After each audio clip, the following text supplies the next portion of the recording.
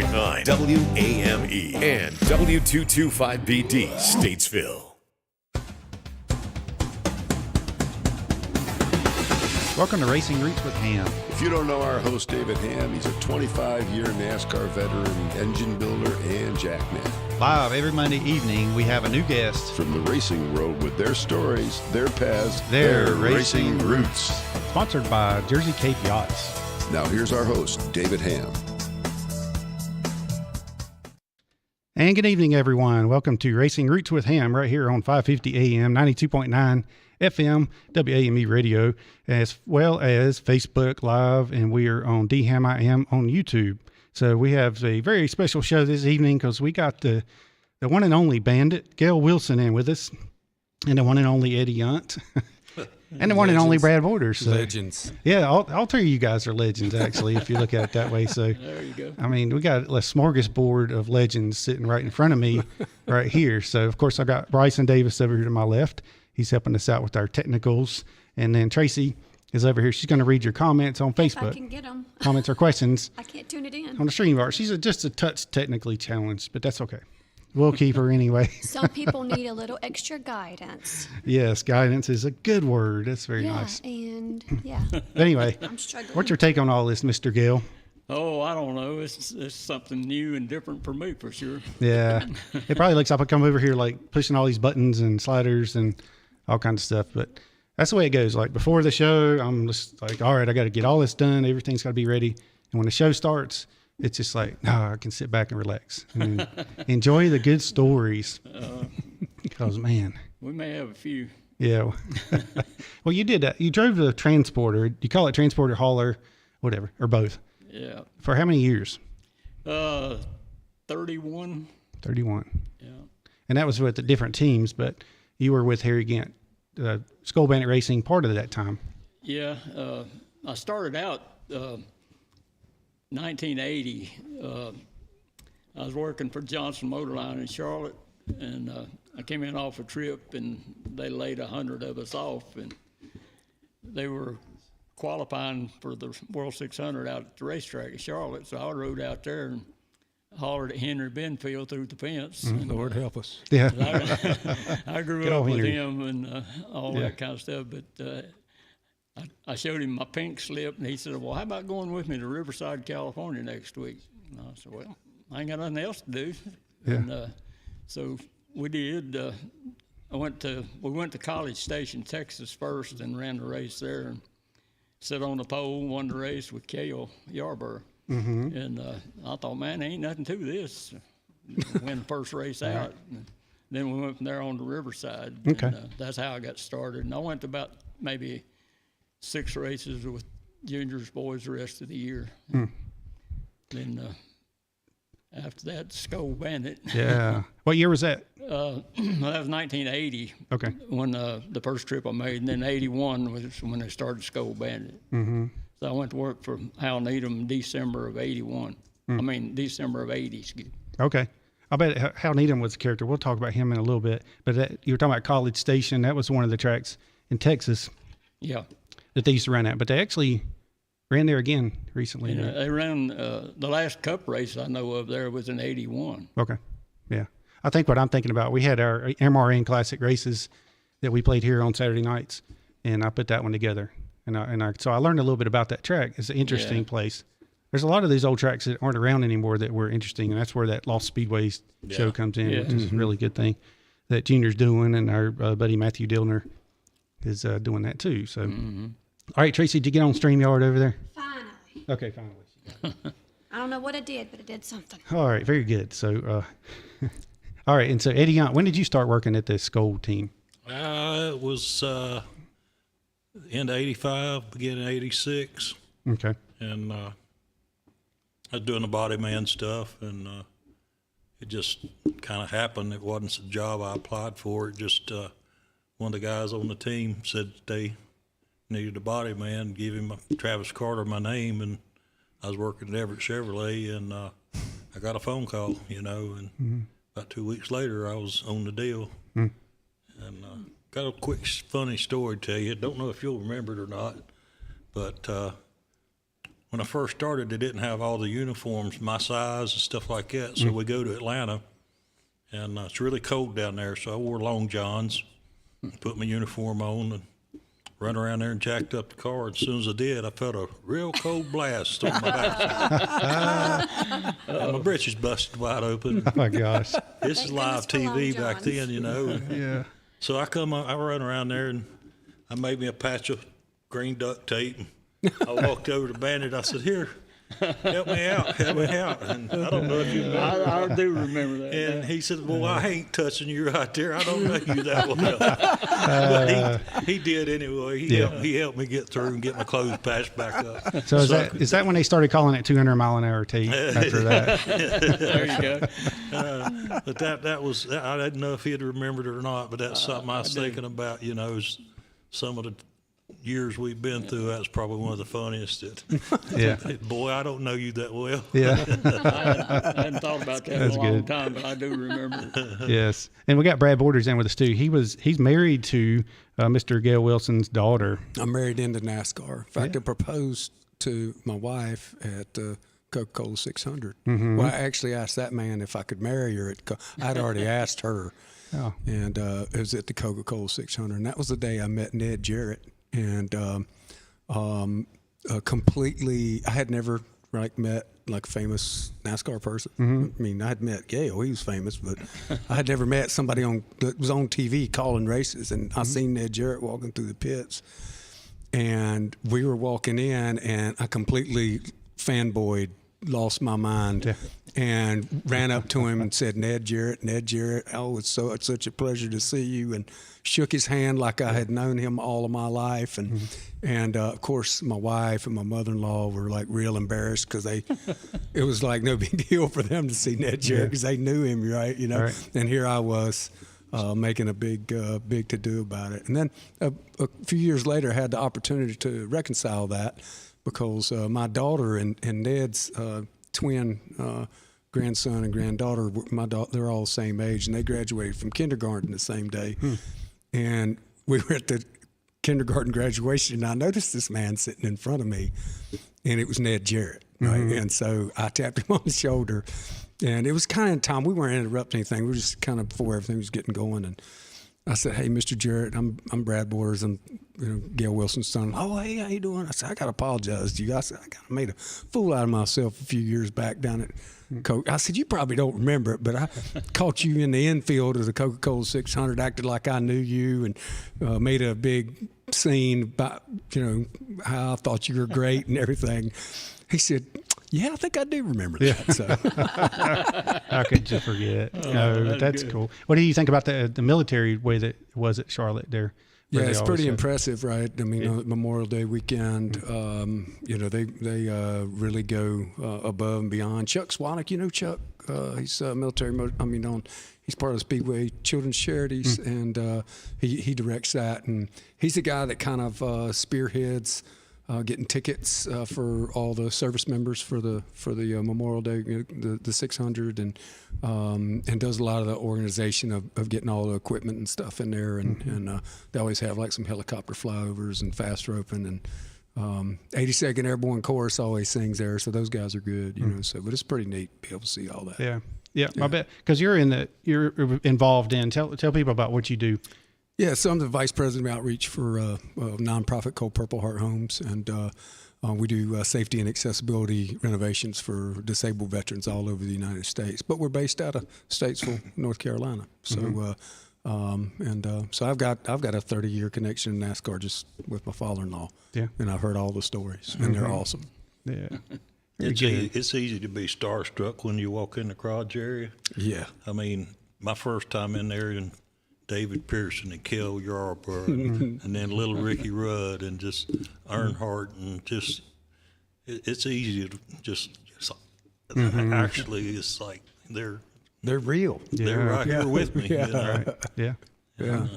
Yeah, it certainly is. And I'll never forget the first time I went into the garage area, and you're like, okay, and I'm like, all right, I got to dial it down because now I'm here to do my job, Yeah.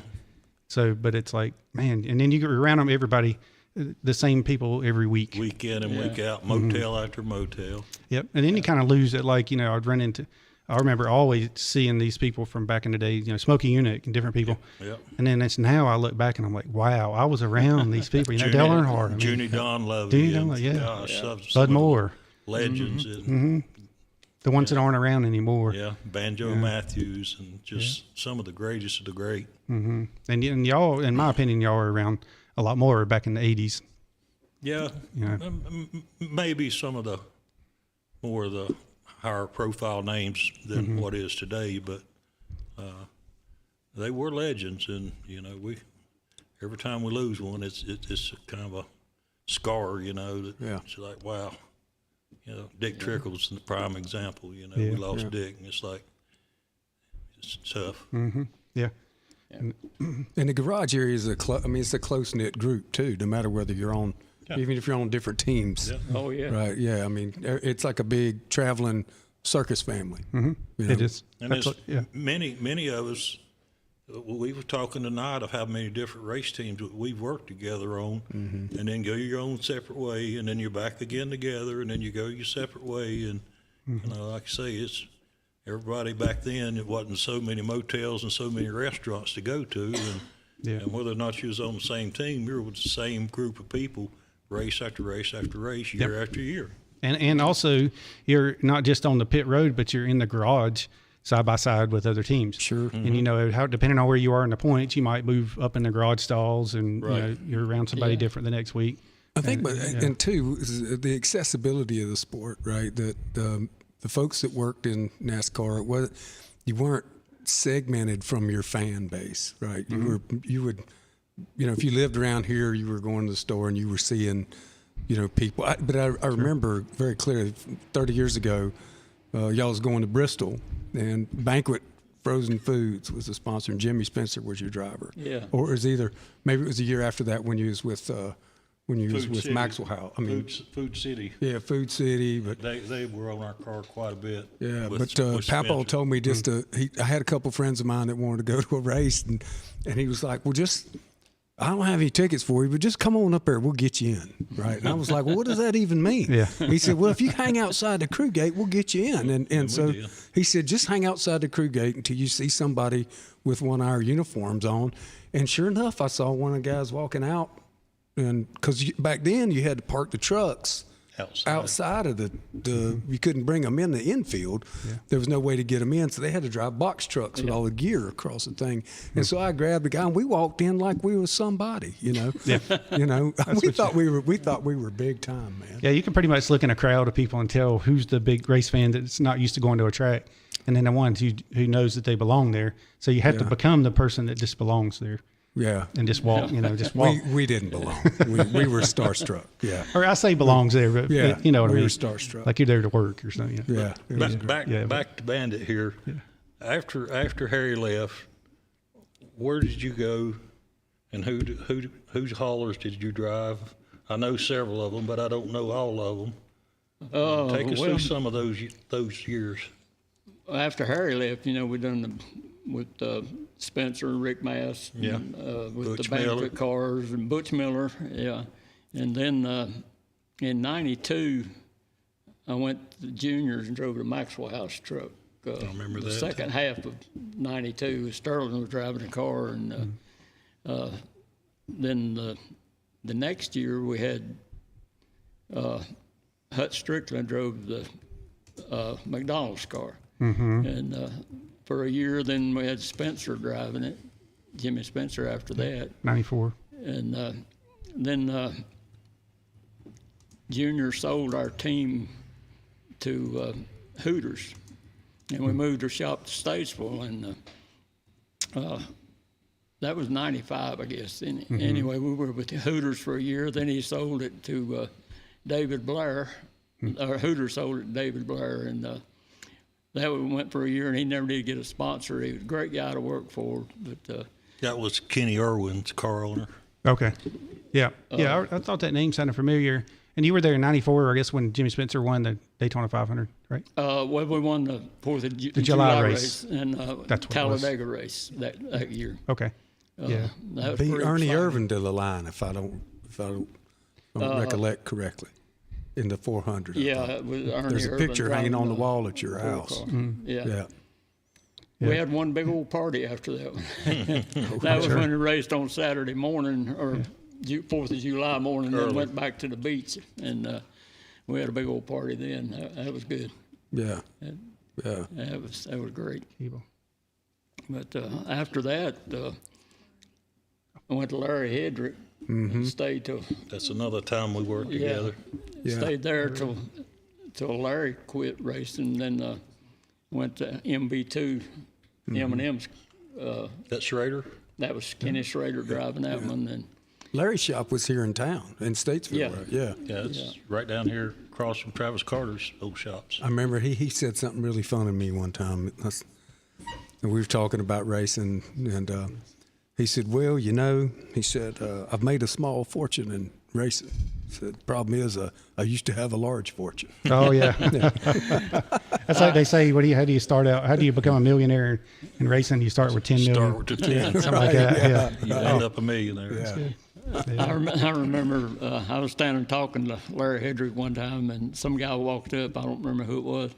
And he started talking. He asked Larry, he said, how long you been in racing? He said, $12 million so far. Oh my God. That was Mike Hill and Donnie Mike Hill. Disharoon and Yeah. Gail and myself and Charlie Presley. And Yeah. It was a good group of guys. Yeah. That's cool. Donnie Disharoon will be on here next Monday. Yeah. Yeah, that's good. Donnie's good people. Yeah. Yeah, that'll be good because Scott Trevison's tuned in from Daytona International Speedway. And so he said we drove around the track today for the NASCAR Foundation's charity. Oh, cool. He sent me that link yesterday, and I was like, man, I'd love to just drive down there and go around, get it right around the track. The only time I was on it was in the bus when they were letting us off on pit road, but it wasn't up in the banking or anything, you know. Yeah. So one of these days I will go down there and do that. And Richard Coleman's tuned in, and this is on YouTube. If y'all are on Facebook, you want to switch over to the YouTube channel, you can have different camera angles, close-ups, all that kind of thing. So Tracy, can you read any comments? So far, there's not really comments, Okay. but there is a couple questions. All right. I'll look at them while we're breaking. And Okay. All right. So yeah, after break, we'll come back and we'll take a quick break, and we'll come back and we'll have some questions. And if you have a question, put a big Q in front of it, but Tracy's going to scan them right now. We'll be back to Racing Roots with Hamm. And tonight we got Mr. Gail Wilson, Eddie Yunt, and Brad Borders is going to hang out with us here for just a little bit. So we will be right back.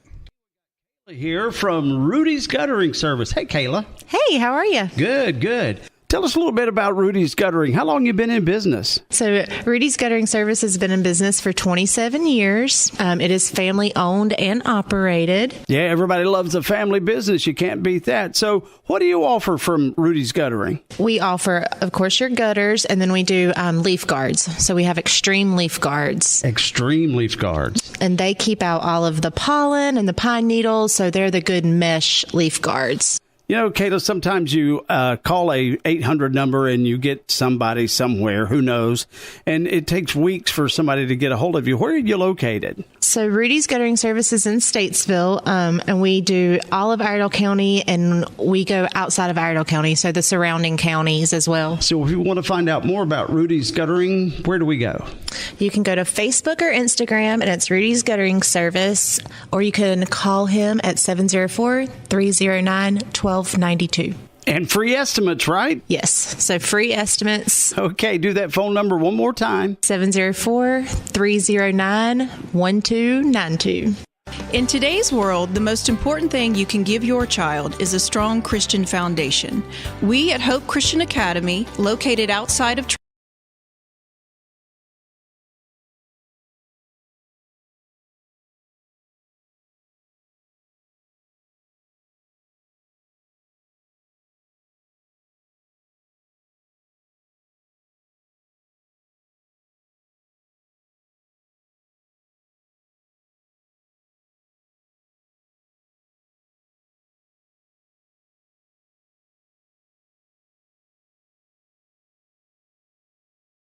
to set up a tour or schedule your child's free day of education. 550 and 92.9 WAME. And we're back to Racing Roots with Hamm right here on 550 AM, 92.9 FM, and on Hamm I Am on YouTube, as well as Racing Roots with Hamm on Facebook. Hey there, who we got on the line with us this evening?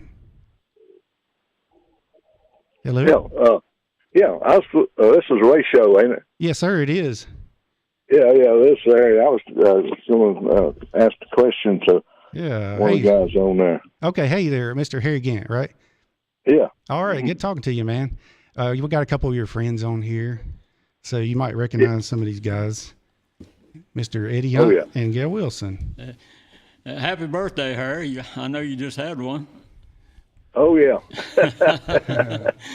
You're up about 60 by now? Yeah, I'll be 60 for long here. There you go. That's good. It's great to hear from you, man. You still putting roofs on? No, I'm not doing that now. Everybody puts metal roofs on now. Oh, yeah. I know my buddy Terry Levan called you the other day, and he said you was out shoveling some snow. I was like, man, he's out shoveling snow. But, you see Harry, and it looks like he's about 60. Yeah, that's why I said that. So my wife's here, too. My wife's dad was Kenny Thompson. And KT, is he there? He's Kenny not Thompson here. No, he didn't come. No. Oh, okay. Yeah. But I've got him listening on YouTube, so he can hear you. Oh, okay. I hadn't seen KT in a long time, and I hadn't seen Gail but a couple times around.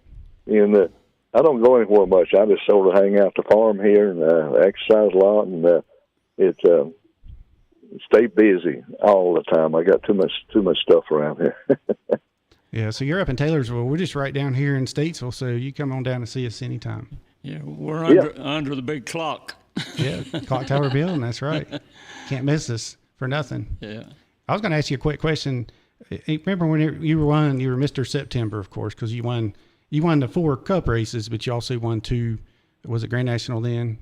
So, but my question was, 2 of those races, you had to really battle to win. It's like they were after you, and you wrecked, but you still came back and won the race. Sometimes all the work you do on a race car, getting it perfect, measuring weight, and sometimes you tear it up, it runs better. Martinsville's a prime example. We had a Bush race car, and it was a Nova to start with, and we turned it over into the Pontiac here with a sheet metal changed on it. And it was a good race car, really a super good race car, but I got wrecked over in Nashville, Tennessee, and it bent the frame way over at the back. The wheels way out.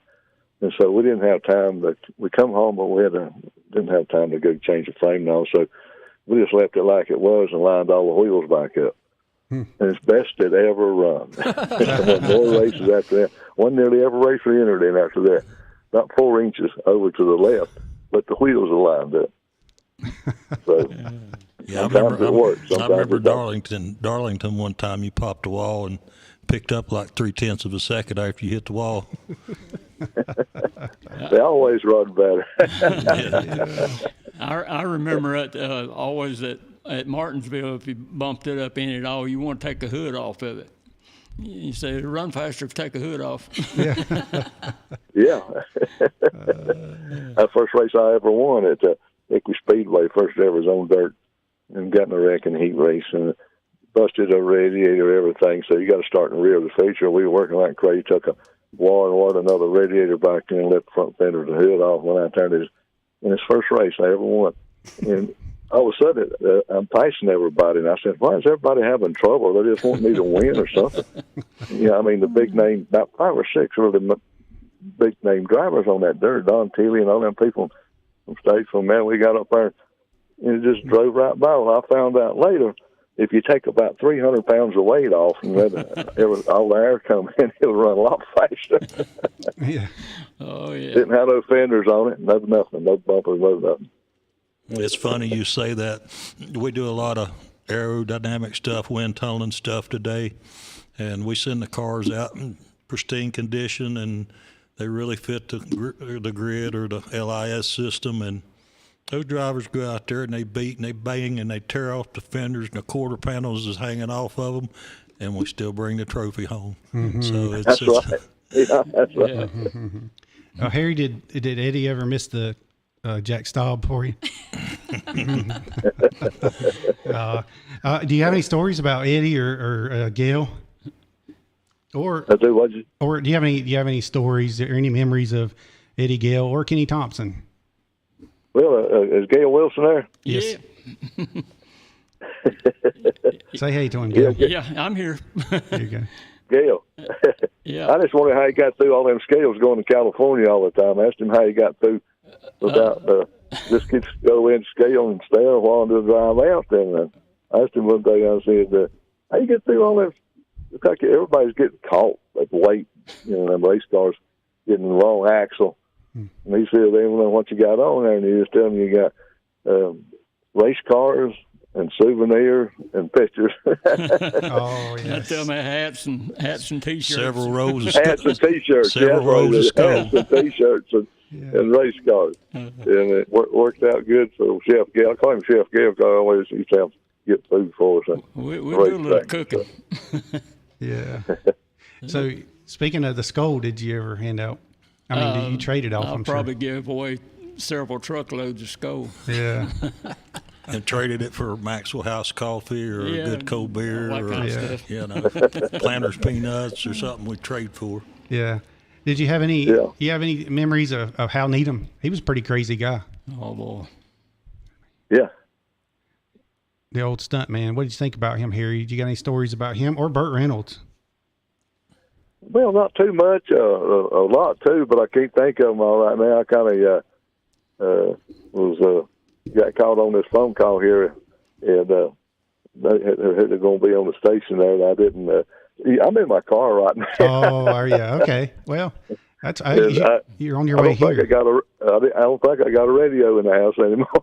Oh, I hear you. Okay. Well, it's on YouTube. I can send you the link to that, but you're in your car, so just come on down to Statesville, right in the center of town. No, actually, it's probably yeah. I know what I need to. I need to get away a day or two here. With this virus around, a fellow really don't want to stay home. I'm in my garage here most of the time. I got several cars, and you always have to do something to them, so messing with them all. So it takes a lot of time to do all that. I don't have time to go anywhere anyway if I even wanted to. Yeah, I understand that. You still got that Cadillac? No, I got another one now. I got a 1953 Mercury. Oh my! And it's painted green, and it's original paint, never has been restored. That was my first car in 1956 when I got my license. It was a 53 Mercury flathead. So I just run across it. A friend of mine run across it on the internet there, and I checked into it, and it was in Milwaukee, Wisconsin. The car was sold in St. Louis, and so anyway, I had to go to Milwaukee, and on that week, and I called him. He said they're open on Sunday. 9 till 5 on Sunday too, and I had to go to a funeral. So I said I'll be down there Saturday. Then and so I went to Milwaukee on Friday and done a funeral deal for the Kyle Petty ride all the time with us and run the auction at the Manheim auction there in Milwaukee. Mm-hmm. And the museum it was in was just down the road about 26 miles, right down the interstate. And the airport was a ways there, and the auction was on that same road too. So I went down there at 75 antique cars, and all pretty new ones, and there's that big green Mercury right there. Wow. So then I had to have that thing. I've been hunting one for about a year. So I got it now, and I've had it. It had 20,000 extra miles on it. Wow. Yeah. That's amazing. It really don't have that many miles. I found out, Ford always had 5 speedometers. And so I checked mine with the GPS and the road markers down the 64 out here, and it's about 10 mile an hour flash. So 10 miles an hour. Okay. Yeah. It'll check about 20 miles from here down to the Interstate 40. And it's really on about 14 miles, So it's nice. It's super nice. It couldn't be no better car than I found back that thing. So I try to drive it around. I put about 1,000 miles on it. Had about 2 years now. I put about 1,000 miles on it. So stuff like that just keeps going. I'm doing this, doing that, and putting the mirror on or something like that. think that something's a little better now. It needs some lines and things like that. So, you just spend a lot of time and don't realize it hardly. But sure, I try to exercise every day and go to farm too and walk a couple miles every morning. So I'm staying busy, that's for sure. Yeah. We do know a few good fabricators that can help you out. Yeah. Yeah, so if you need any fabrication work, we got Kenny Thompson, we got Eddie Yunt. I'm sure Gail can bend some sheet metal. Yeah. Ben said, I remember one thing. Harry used to ride his motorcycle over to the shop, and he parked there at the back door and come in, and he get ready to leave. It'd be a puddle of oil under the motor. Oh, my gosh. I think Kenny Thompson had a little something to do with that. I see what you're saying. Because surely he didn't get that from Tilly Harley Davidson, that oil. It was from somewhere else. There you go. It's probably racing motor oil down there. It was. Yeah. I always put a drop on the bottom of the block so it looked like it was. Oh, yeah. The floor there so slick. If you went in and turned around, you wasn't careful, you'd slide down with that oil.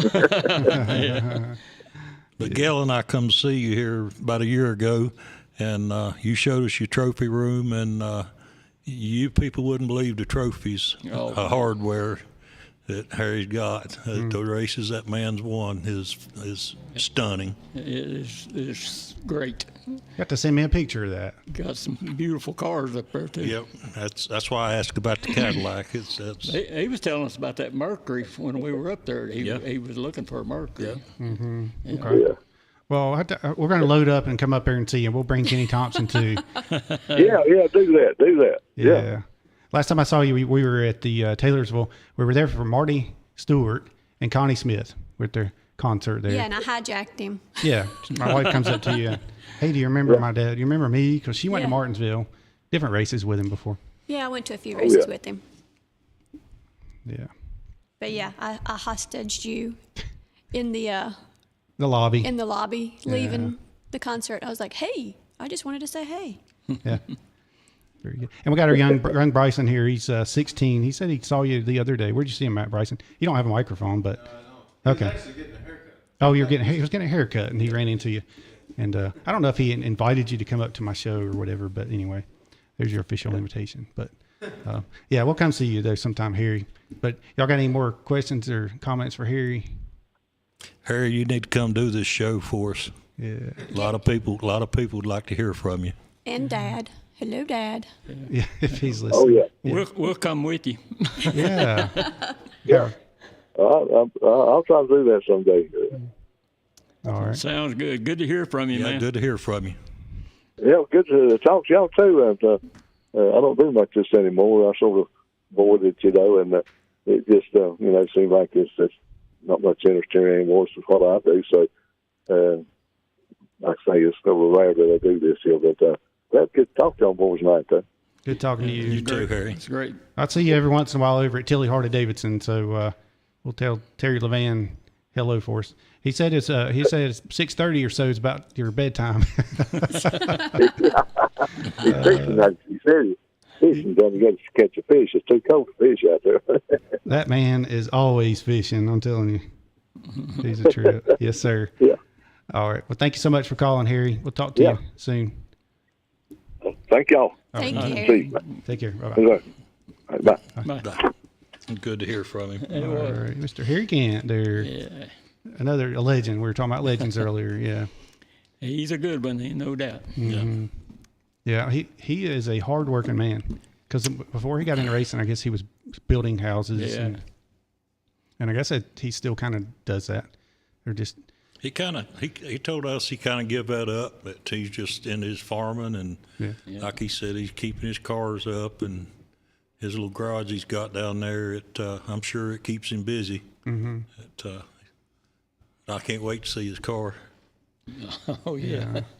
Yeah, that's cool. That's one of the things that you're always, once a car lover, always a car lover, and then being able to get into doing racing and stuff, and it's kind of like the thing that you really love and you're passionate about.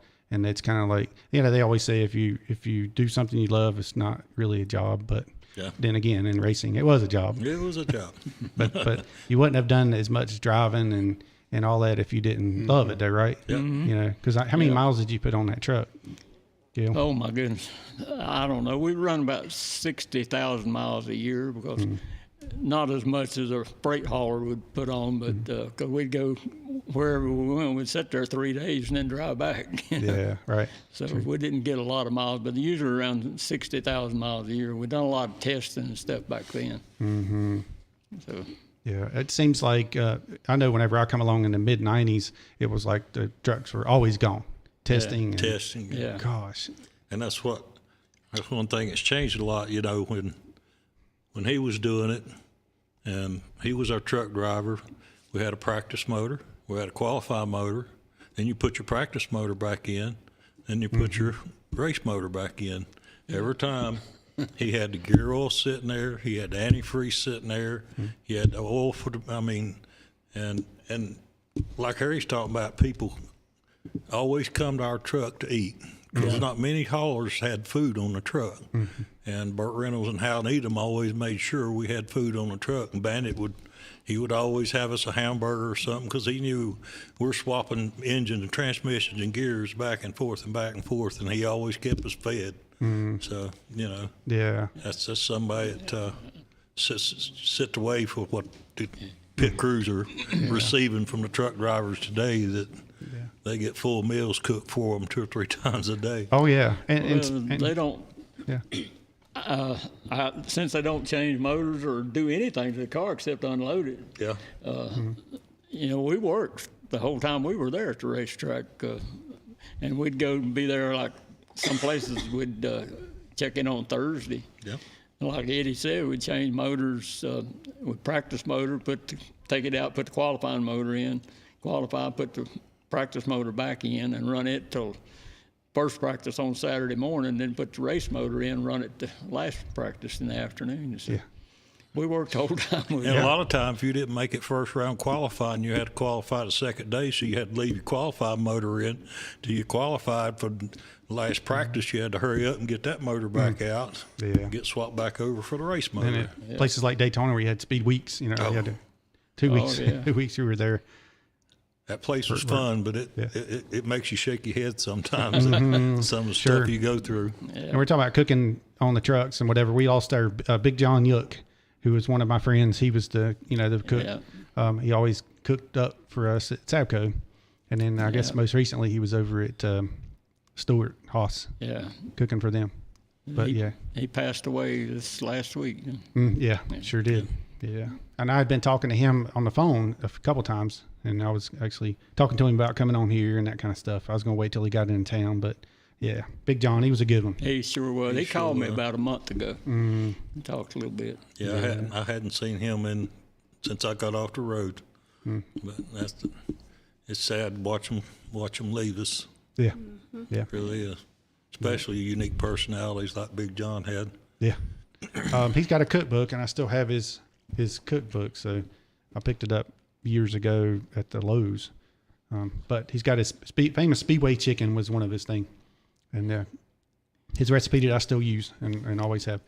All right, Tracy, do we have any questions on YouTube or, let's see, StreamYard? Or on Facebook, I guess I should say. Yeah. Give me just a second because it doesn't say question in front of anything, so I'm having to scroll through everything. Oh, okay. Brad, did you need that number? Yeah. Okay. I got a special caller that wants to call in. All right. Go ahead. Okay. One of Harry's favorite meals, talking about meals, was what we call pickle loaf. Yep. Pickle loaf. Oh, yeah. Loaf. He wanted pickle loaf with, he didn't like the Duke's mayonnaise on it. The Hellman's. No. Jif. Oh, golly, I can't think of the name. Miracle Whip. Miracle Whip. Yes. He wanted Miracle Miracle Whip Whip on his pickle loaf sandwich. Now, who was that? Harry. Oh, really? Okay. Yeah. He didn't like that. He'd pass up a steak for a pickle loaf sandwich. Oh, man. And I do love some pickle loaf, though. It's kind of like bologna, but it's got the little pickle pieces in it. Same thing, just different. Yeah. So Richard Kinda, Coleman sorta, says, not really. when they were there at Travis Carter's, was the flash working there then? When you guys were there, was the flash working with you? No, I worked with Flash at Junior Johnson's with the Maxwell House team and McDonald's team and on on down the line with Flash. Yeah. I got you. Yeah, I didn't work with Flash. Not there, but I have. How do you get the name Flash? I don't know. That's a scary story, I bet. He moved a little slow. He's a pretty big boy, and it's one of them opposite things. Yeah, yeah, got it. Yeah, like you call somebody tiny. Tiny, weighs 300 pounds. Yeah. So on the cards that you guys have with your pictures and stuff on there, Dad says that he likes giving all the new employees nicknames. So Dad was infamous for giving the guys nicknames. Yeah. Was it. That's where I got Steady Eddie was from your dad. Uh-huh. Travis called me Painter, but KT always called me Steady Eddie. Steady Eddie. Okay. What'd Travis call you? Painter. Yeah, because I've heard people call you Painter Yeah. when I've talked about you. Yeah, I think it was a simple thing. It wasn't Travis didn't want to learn your name. It's just if you was a painter, you got called Painter. If you was a motor man, you got called Motor Man. And if you're a machinist, you got called Machinist. Yeah. You know? Yeah, I've been called Motor Man, Engine Man, stuff like that. Yeah. Plenty of times. That's where that came from. Yeah. All right, so we got 2 callers coming in. Hey, go ahead, caller. Who we got on the line? Hey, you got me? Yummy. Hey, are you hungry? Hey, is my papa there? Yeah. Maybe. Who's Papa? Hey, Papa, it's your grandson. Oh, hey, Jack. I didn't know if you were talking to me or Eddie. I saw you on the TV. I just wanted to stop in and say you had a wonderful career, and we're all really proud of you. And I just wanted to, I don't know if you remember, but you took me down to Hickory Motor Speedway one night, and we went and watched a chain race. And that was one of the best experiences of my life. I wanted you to know that. Well, I appreciate that. I enjoyed that. We went to Bowman Gray Stadium one time, too, didn't we? Seen I believe we did, yeah. Modified cars run. That was good. I remember seeing a lot of that at that race as a young man that shocked my world. Good to hear from you, and do come see me. Yeah, absolutely, Peppo. People that don't know what chain cars are, they take 2 cars, they chain them together, and one car has the steering, the other car has the brakes, and they go around in circles chained together. And you got about 30 cars out there chained together, and one's got the steering, and one's got the brakes, and it's an exciting adventure, I'll tell you. So should I steer or should I brake, David? You get to do the opposite. Oh my gosh, neither. Now you're on the spot. I'm a better driver. She's like, all right, so her pedal is to the metal or off, so I think she probably should steer. Yes. Oh my goodness, that would be fun. Yeah. Hey, well, thanks for calling. I'm glad you got to talk to your papa. You can probably call him anytime. You can. Yeah, I can. I just figured it'd be cool to call him real quick on here. Well, I appreciate it. Y'all have a good night. Thanks. Thank care, you. Jack. Appreciate you calling. World famous Jack Borders III. Oh, very good. How old is he? 23. 23. Wow. Okay. That must be what was the word he said? There was something different. I don't know. It must be the new thing. Yeah, he's got a lot of new things. Yes, I bet so. Hey, we got another caller. Hello. Well, hey there, Mr. Bostic. You got Bandit Gail Wilson there? Yes, sir. Is this Richard Bostic? Live and in person. How you doing there? Doing Bandit? good, Mr. Cool. Mr. Cool. Yeah, he is, ain't he? I tell you what, I miss your jokes every week.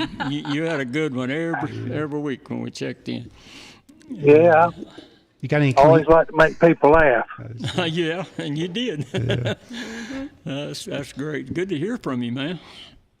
Good to hear you. I listened to you and Harry and all of them talk a while ago, but I want to tell everybody that Gail Wilson is one of the most respected truck drivers out there you'll ever meet. One of the greatest guys.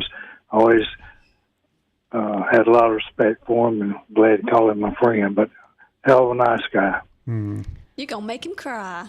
I thank you much, Richard. I appreciate it. I'll pay you next time I see you. No. You need to come on here too, Richard. You got a few stories I'm sure people would like to hear. Oh, boy, I know he has.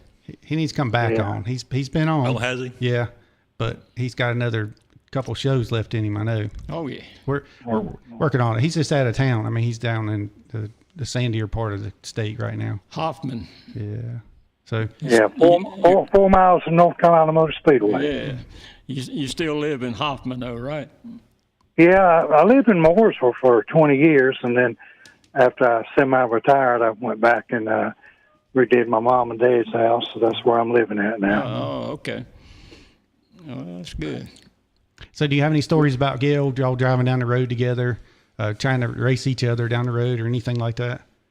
No, I remember talking about going out to California. We're coming back up through Flagstaff one night, and I passed Gale going up the hill, and he said, "Cool, you got about a 12-inch flame going out that stack." I said, "Yeah, I got to let it cool down here a little bit." Oh boy, that's fun days back then. Yeah, and nights.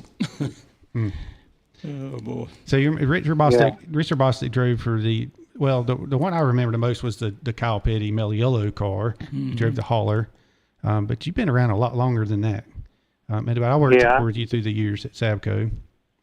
Yeah, we did. I started out down at LGD with in 1964, and a lot of people don't even remember John Sears, but then I do. Benny Parsons come there and Joe Milliken, but won the championship with Benny in '73, and then when Waddell and Allman Brothers and all them were driving back and forth to Charlotte, and then when DeWitt's closed down, then I went back with Waddell to Rainier, and I was there with Buddy Baker and Cale, and won the Daytona 500 with Cale in '84. I was a jack man, and then Bobby Allison was there with a 28 Teflon car, and then I went with Barry to Blue Max for Tim Richmond. I was his gas man, and then went to Savco in '88 when that started up, and did that for a while. And then, matter of fact, after I left there, I was freelancing and spotted with Travis with Jimmy Spencer and Todd Badine a little bit, and then I wound up driving Jeff Burton's motor coach and retired with him after about 17 years. So I've been out there about 50 some years. So. Give us a little history on that Benny Parsons, Travis Carter car that y'all took two cars and made one during the race.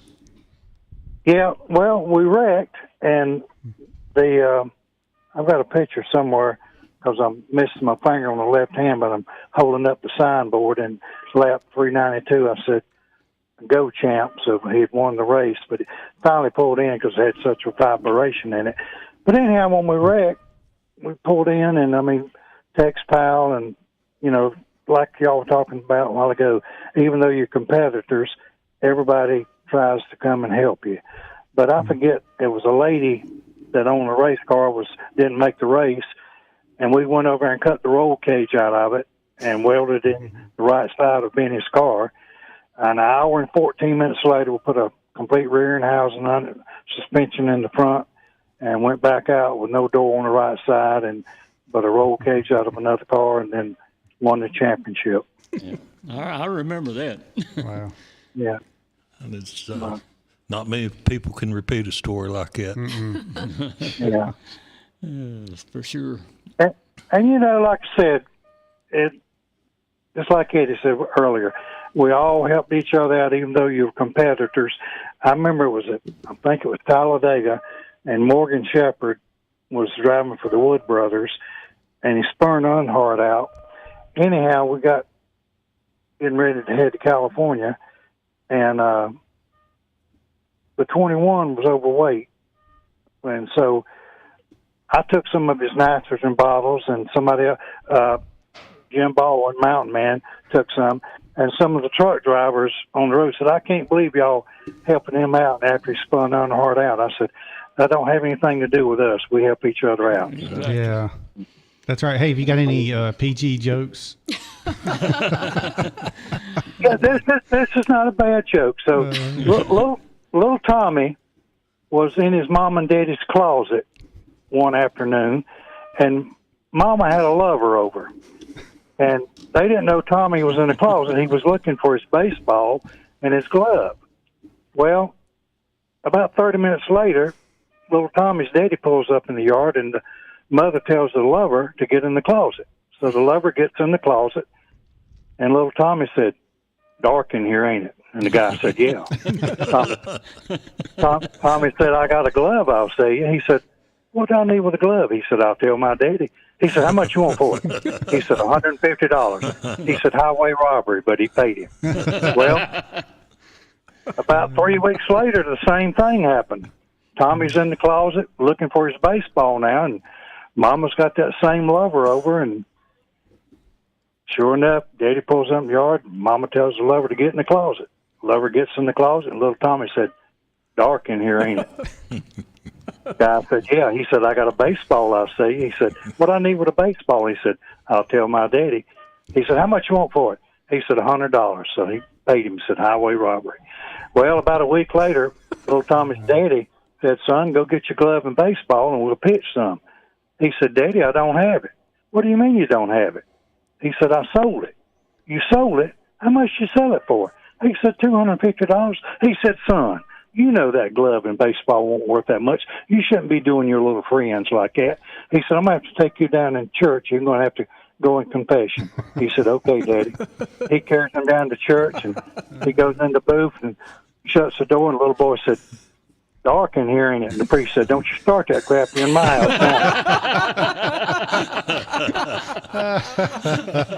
That's a good one. Oh my gosh. Everybody said, "I didn't see that coming." That's what I was thinking. Oh, boy. Lord have mercy. Can I take that one? I'm going to tell that one tomorrow at work. Yeah. That's a good one right there, boy. Oh man, well, that was good. Now I think that's probably the end of the show. That's a high note. Yeah, that was good, Bostic. Thank you, man, for that. All right. Well, y'all have a good one. Like I say, Bandit and Eddie, good guys, and like I say, we all worked together back in the day, and it's just part of it. And like I say, it's changed a lot now, but as the old saying goes, it is what it is. It is what it is. Great hearing from you, man. Good talk. Good talking. All right, Gail. Maybe we'll see you sometime. Sounds good. I talk to Piccolo player every now and then. So. I talked to him today. Yeah, I asked him why he didn't spot a lot of times. He said, but time I said, clear, it'd be a wreck. That's true. That's a good point there. Yes. All right, y'all have a good one. Good talking to you. Yeah. See you in the Take school. care, buddy. Talk to you, bud. All right. All right. Bye-bye. Bye. Oh yeah, he's talking about Henry Benfield. Yeah, there. that's his nickname, the Piccolo player. Piccolo player. That's it. Yeah. Henry. I ran into him at Martinsville, and he was standing there in line with Sterling Marlin, his grandson. Sterling's grandson. Yeah. I can't hardly say his name right though. It's spelled different than Sterling. Mm-hmm. Anyway, he was there, so it was good to see Henry. He was standing in line because he was waiting until they opened up the gate to get into the racetrack. Mm-hmm. And on I believe it was on a Sunday. Yeah. All right, Tracy, we have any questions? Yes. You want me to ask them after the break? After the break, we'll come right back to Racing Roots with Hamm, and we'll get your questions. I promise this time. Yes. All I right. see question in front of a couple. That's it. We'll be right back. At Merle Norman, shop now and receive a 4-piece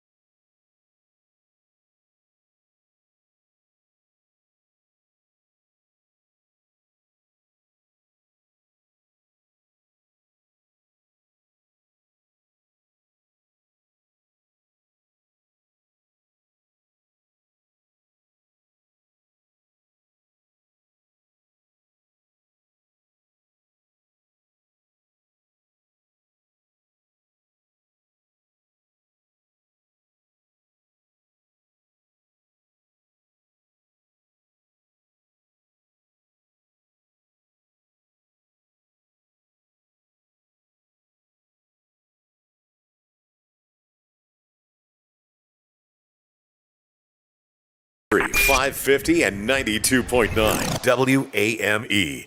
All right, we're back to Racing Roots with Hamm right here on 550 AM, 92.9 FM, and WAME radio, that is. We're also streaming live on DHAMIM on YouTube if you want to go on there and see us live here in the Randy Marine studio, and you can ask questions or comment. Also on the Racing Roots with Hamm Facebook page. And so we got Gail Wilson in with us this evening, and he was the hauler driver in NASCAR for many years. And one of the bigger names that we had call in earlier was Harry Gant. I say one of the bigger names, meaning that's who you drove for, that everybody knows Harry Gant. Oh, yeah. And then Eddie Hunt also worked for Harry Gant, but most recently you worked over at Joe Gibbs. Yeah. And that's where, should I show that? Show it. All right. That's something you had for a long time. I thought you might thought I hijacked it. That's okay. It was worth the wait. So Eddie got this signed by Mr. Joe Gibbs. So this is the helmet that I had when I was a little youngin'. And I used to get out in the yard with my brother Todd. Does it fit still? He works over at Southern States. And we would get out there and play in the yard and crash helmets. I don't know if it fits or not. It's got a number 43 on it, one side. Charlie Taylor. Well, 43. I think maybe it was. Yeah, probably. And so I've got all these little stickers on here that says desk and security box and all these things. They were my like tackle stickers or something. Award stickers. Yeah, and the front ones, they say bike on them. But anyway, that's a classic Redskins helmet. Am I allowed to say Redskins now? The football team. It's The the football team. Isn't that crazy? That's a They got a Redskin new helmet. name coming out, though. And then this football. This was actually, I've had this for a long time, but I got this whenever my son, when my son was little. Yeah. They got a what now? They're going to have a new name coming out. They do? Yeah, Okay. but they leaked it. Oh, They leaked it by they did. accident. They Somebody was taking a picture of the logo, or something that was a reflection of the actual logo, and Okay. that looks good on you, David. Oh, I It's a like little that. crooked, but I hey. want to get a picture of that. A little bit small, a little bit crooked, and a little hard to get to the microphone. You can start wearing that at home now. Yeah. It is a little So I can crooked, hit isn't you it? over the head. So we're going to have a new name for the football team, apparently, according to Brad Borders. Brad Borders in with us. I bet it won't fit me. Probably not. Oh, okay. We got a caller on the line. Yeah, so this is a forgot special about that. caller. All right. This is a legend in his own mind right now, coming on the line. All right. Hey there. Oh, no. That's right. Oh, Brad didn't say that. Yeah, I just did. Said it He out did loud. say it too. Yeah, said it right out loud. So who got on the line with us? Hey, Gail, this is Sam and Clara up here in Johnson City, Tennessee. And man, I tell you what, this is a big treat for us. And you and Eddie, you guys are stars in your own world there. And when I started off as a kid, knowing a little bit about racing, didn't meet you until a couple of years ago. But you have really changed our lives and for the better. And I really appreciate everything you've told me and all the good stories about NASCAR. You hooked me up with Eddie out there and got us a trip through Joe Gibbs Racing. That's just a great day, and something I'll remember. Going to the Hall of Fame. And just a great thing. I can't say enough about you and Eddie and Brad. So we appreciate thanks a lot you. for being a friend of ours. Thanks a lot for introducing us back into NASCAR. And You just guys are doing a retired. great You just job. retired, Thanks didn't a lot. And make sure you tell a few good stories about. Make sure you tell a good story about some lady's hair getting caught in the. Oh, I forgot that. Okay. Hey Sam, there was a race up at Roan Mountain this past summer, wasn't there? Yeah, actually, there was a race up in Roan Mountain, and Who won? I think I got cheated out of that. No, I don't know. I was there. I was an Loving eyewitness. racing, and I think I got black flagged there. You did. Who won that race, Brad? So the Bandit won that race. We had what did we call it? It was the Little 500 or something there at the Roan Mountain Campground where NASCAR was the theme of the party at the RV park, and everybody had a cardboard box, race car. Oh. I got it on video. It's live. I mean, I got it made a whole GoPro video out of it. Okay. We got Sam losing. Doing the Fred Flintstone running. Yeah, Fred Flintstone cardboard cars. box. Papa won it. He was driving the Skoal Bandit car. Now you gonna put that on TikTok? Driving a Skoal Bandit car there, and if I wouldn't have got black flagged, I had a chance, Well, Bandit. Sam, there's a reason people get black flagged. Yeah, there's a reason people get black flags because you were cheating. So there you go. Yield made a good racer. He's going too fast through the pits, I believe. That was a fun day. Hey, Eddie. Yeah. Bandit, thanks so much for everything you guys have done over the years, and I can't tell you enough the stories and the good times, and I look forward to more. Well, we appreciate you calling, Sam, and some of those stories was true, actually. But anyhow, this has been fun doing this, and we appreciate you calling, man. And Hey, it's just because them shoes you got on, them memory shoes. I was just going to show this lady here that I had on my memory shoes so I wouldn't forget anything. Very good. Hey, thanks for calling, Mr. Sam. Thanks for calling. Yes, Yeah, sir. thank you. Have a good night. Good night. Goodbye. Well, Sam just All right. retired. Okay. Sam's been retired from the police department, been serving his community for a long time. He's also an Air Force veteran, and he's got boys that do Just had a grandbaby. Yeah, he's just had a grandbaby, yeah. Very nice. So, his whole family serves, so they're good folks. Thank you for your service. Thank you too, Mr. Brad Borders. He was with Veterans Police Department up there. He wasn't with the Johnson City Police Department. It was the Veterans Affairs Police. Okay. I've heard of them. Good man. Mm-hmm. Yeah. That's a pretty country up there. He's a lot of fun to be around. Mm-hmm.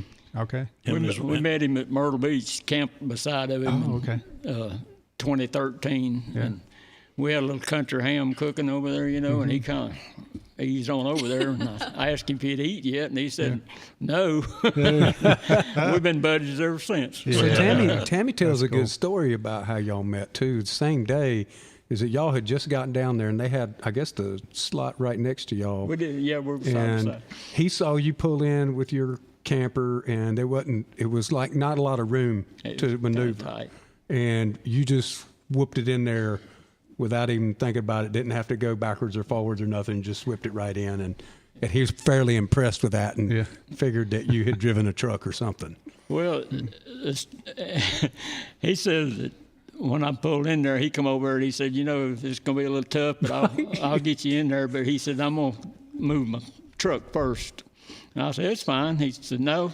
I said, I'll go get the keys from Claire and move the truck. When he went and got the keys and he come back, I was already back there.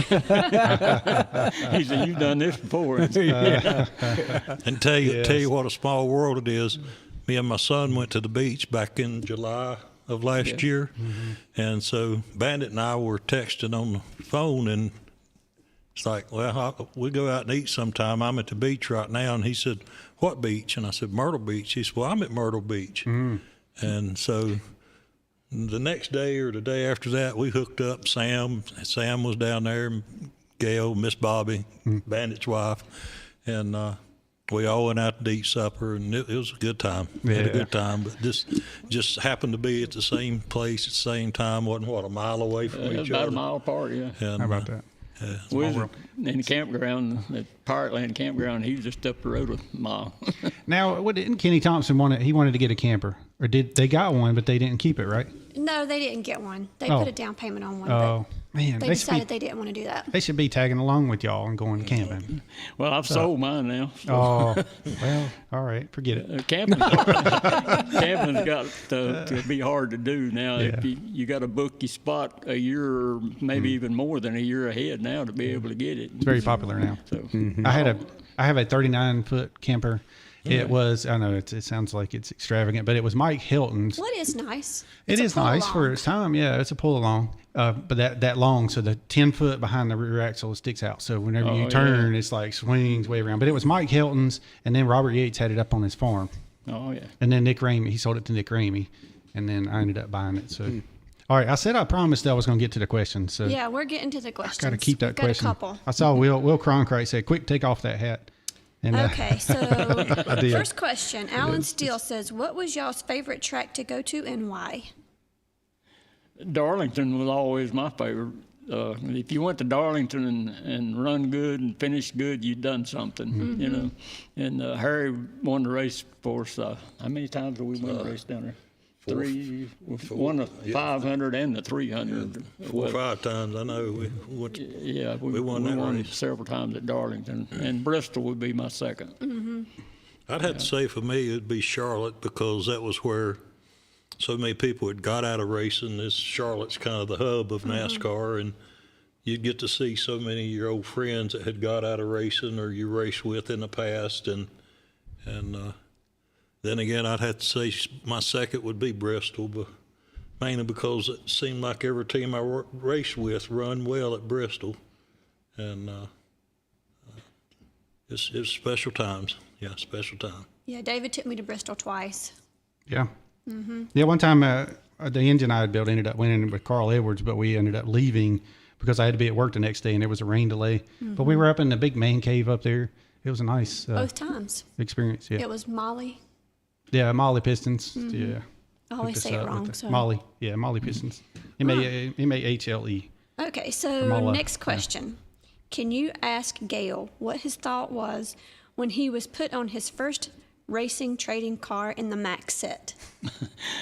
Well, that was pretty special. I, never dreamed about having my own card, right? Like the baseball players did back in the day. But I guess they still do. But anyway, that was a good deal, and I still get them in the mail several a year to sign and send back, and that's pretty special.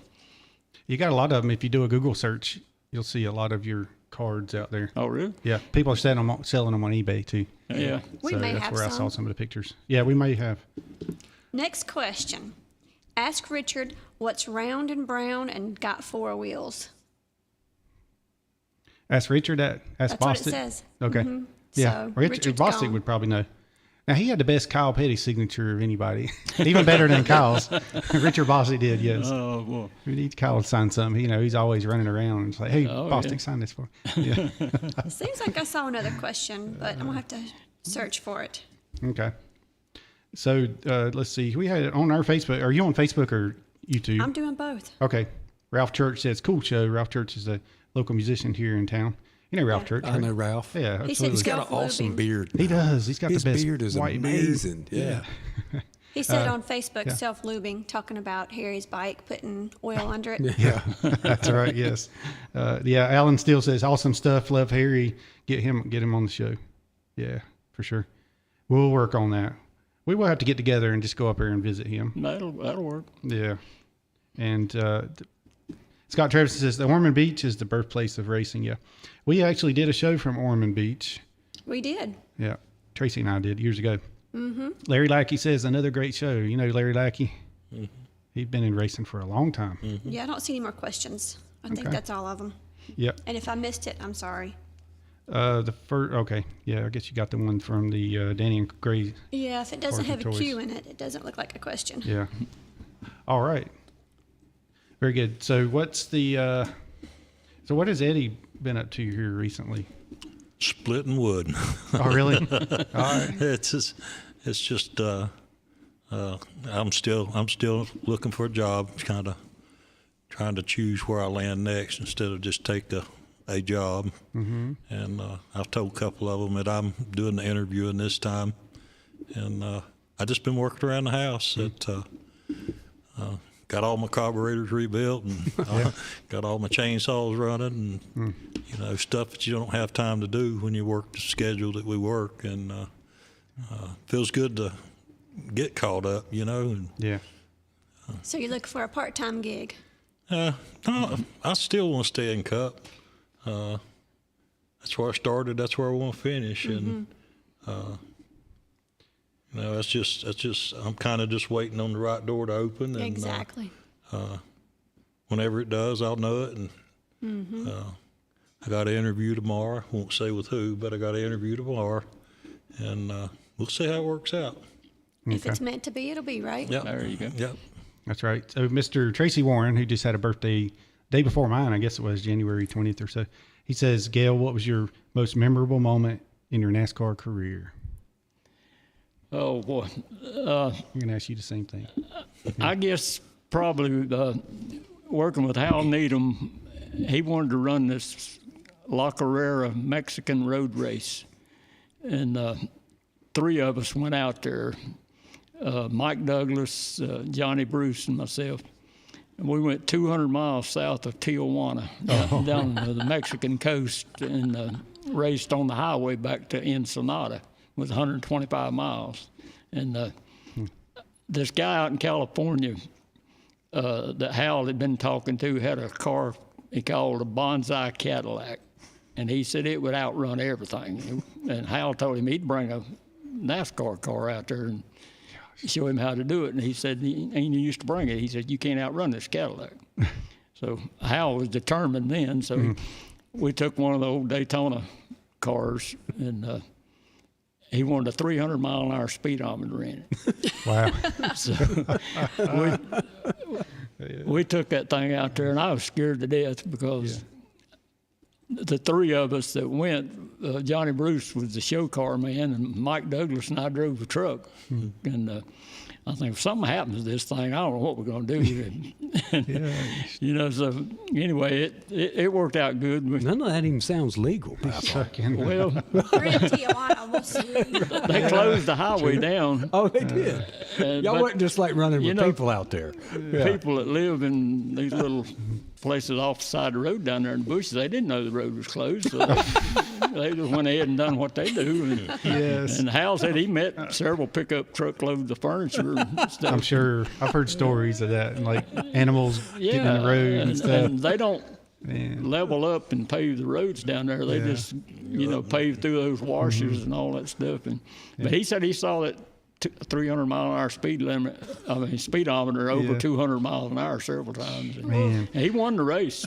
Oh, yeah, I'm sure. And there was like 53 motorcycles and 26 cars in it.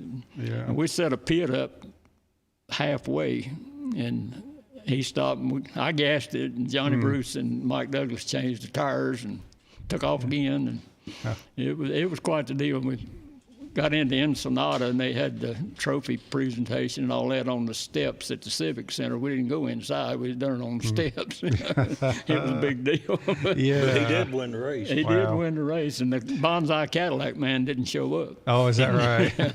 Oh, he didn't even show up for the race? No, he didn't show up Oh, God. Now, but it was fun. We had a little hotel we stayed in down there in San Felipe. A swimming pool out there, and the bar was right in the middle of the swimming pool. The house said we need to have a team meeting. So we had to get our bathing suits on, jump in the pool, and go to the team meeting. But that was one of my favorite trips at all. I just knew if he wrecked that thing, how in the world we're going to get it loaded back in that truck way out here in the desert, and stuff like that. That's a great story. It all worked out real good. Hal Needham, does he still hold the world record? Let's see, he did like 600 miles an hour at the Salt Flats. Yeah. They actually done it at Edwards Air Force Base. Was it? Okay. In California. They tried it at Salt Flats, and they tore the car up there. Oh, okay. He broke the sound barrier or something. Yeah. on land. Yeah. That's crazy. That's pretty awesome. It is. He was a great guy to work with. I'm sure. Yeah. He come around a lot more than Bert did. Okay. He was at track a lot more, and you got to hang out with him a lot more. And he was just as simple as anyone else sitting here. I only saw Bert one time. He come to Atlanta, and after the drivers' meeting, Hal come told me, he said, "I want you to go with us in the van, and we want to go around to the suites." And so Hal drove the van. I sat in the back with Bert, and he was all excited about that. He said he went to the driver's meeting. He said, "I got to meet Cale Yarborough and AJ Foyt." And he said they called a roll just like we did in school. And he said they called AJ's name, and they called it the second time. He come in the door and he said, "I heard you the first time." And he said, "Wow, he wasn't even in there." Yeah. He was just a down-to-earth guy to talk to. Mama's got a note in a book from Burt Reynolds. He signed my pass. I had in my pocket. Yeah, I found. Yeah, we had right that big book out up in the mountains when we was with Sam, and I found that note from Burt Reynolds in there. Yeah. So that's something. Yeah, that is. He was good. What was it your dad is a? So speaking of Bert and Hal, did either of you go to the Stroker Ace premiere? No, I didn't. We didn't. We went and watched them film it Yeah. at Charlotte one day. Yeah, Yeah. that's, we didn't get to hang around. That's a different group of people. Those Dad filming took me people. to it. Yeah, Dad took me to it. And we just kind of, hung around the edges. And same way with Days of Thunder and stuff like that. We just hung around the edges. And but yeah. And I think I got to meet Hal as well as Bert at one point. I think he came to the shop one time while I was there. Could have been. Got to meet him. Like I say, he would come around, quite frequently, 6, 8, 10 times a year, Hal's wife was good friends with Linda Evans. Yes. And I got to From meet her. Falcon. Is She it come to the Falcon? shop Dallas, and hung out yeah. with us after the Charlotte race on Sunday. They came up and hung out, and we went up to the cafe to eat lunch. And I walked in the door. They got there a couple minutes ahead of us, and Linda Evans said, "Hey, Gail," said, "they got pinto beans here just like my mama used to make." And I thought, my gosh, that woman knows what a pinto bean is. Yeah, really. But that was good. Yeah. Got to meet a lot of people working with Hal. Sure. Yeah, because he was he worked in the Stuntman. Yeah, and he directed a lot of movies too. Yeah. The Smokey and the Bandit movies and all. Mm-hmm. I don't know, a lot of movies. Stroker Ace and Smokey and the Bandit. Yeah. Yeah, they quite a pair of what they was. Sure. It was. Yeah. Bert and Hal. Bert and Hal. Mm-hmm. They made their mark. Yeah. So what was your answer to that question that Tracy had about, and Tracy had a great story, made me laugh. Thank you. That's your birthday present there, Tracy. I don't know. I think the best, most memorable part only happened a couple years ago. Denny Hamlin won the Daytona 500. First time he won it. He's won it 3 times now. But when he beat Martin Truex by about 6 inches, yeah, I had been racing for 33 years, building Daytona cars, cutting Daytona cars apart. Never got to go to victory lane or be a part of a win for Daytona 500. And finally, Denny Hamlin, he pulled through. And I've got 3 rings from the Daytona 500 just with that 11 car. Okay, yeah. But, one of the funniest stories I got, and Gail may remember this, is we were at Ramada Inn in Daytona Beach, and I was rooming with a boy named Charlie McKay, and called him Gorilla. Oh, yeah, the Gorilla. And so they had a bar there called the Hook and Ladder, and it's a Ramada Inn. A lot of racers will remember it. Yeah. And so we didn't have to drive. We went to that bar, and we had us a beer or 3. And so we get back up to the motel room, and what does Charlie do but stand up on the bed and take a lighter and say, "I wonder what will happen if..." Oh, no. And he lit the sprinklers on. Oh, no. And they had to empty the whole motel. 2 different fire departments come.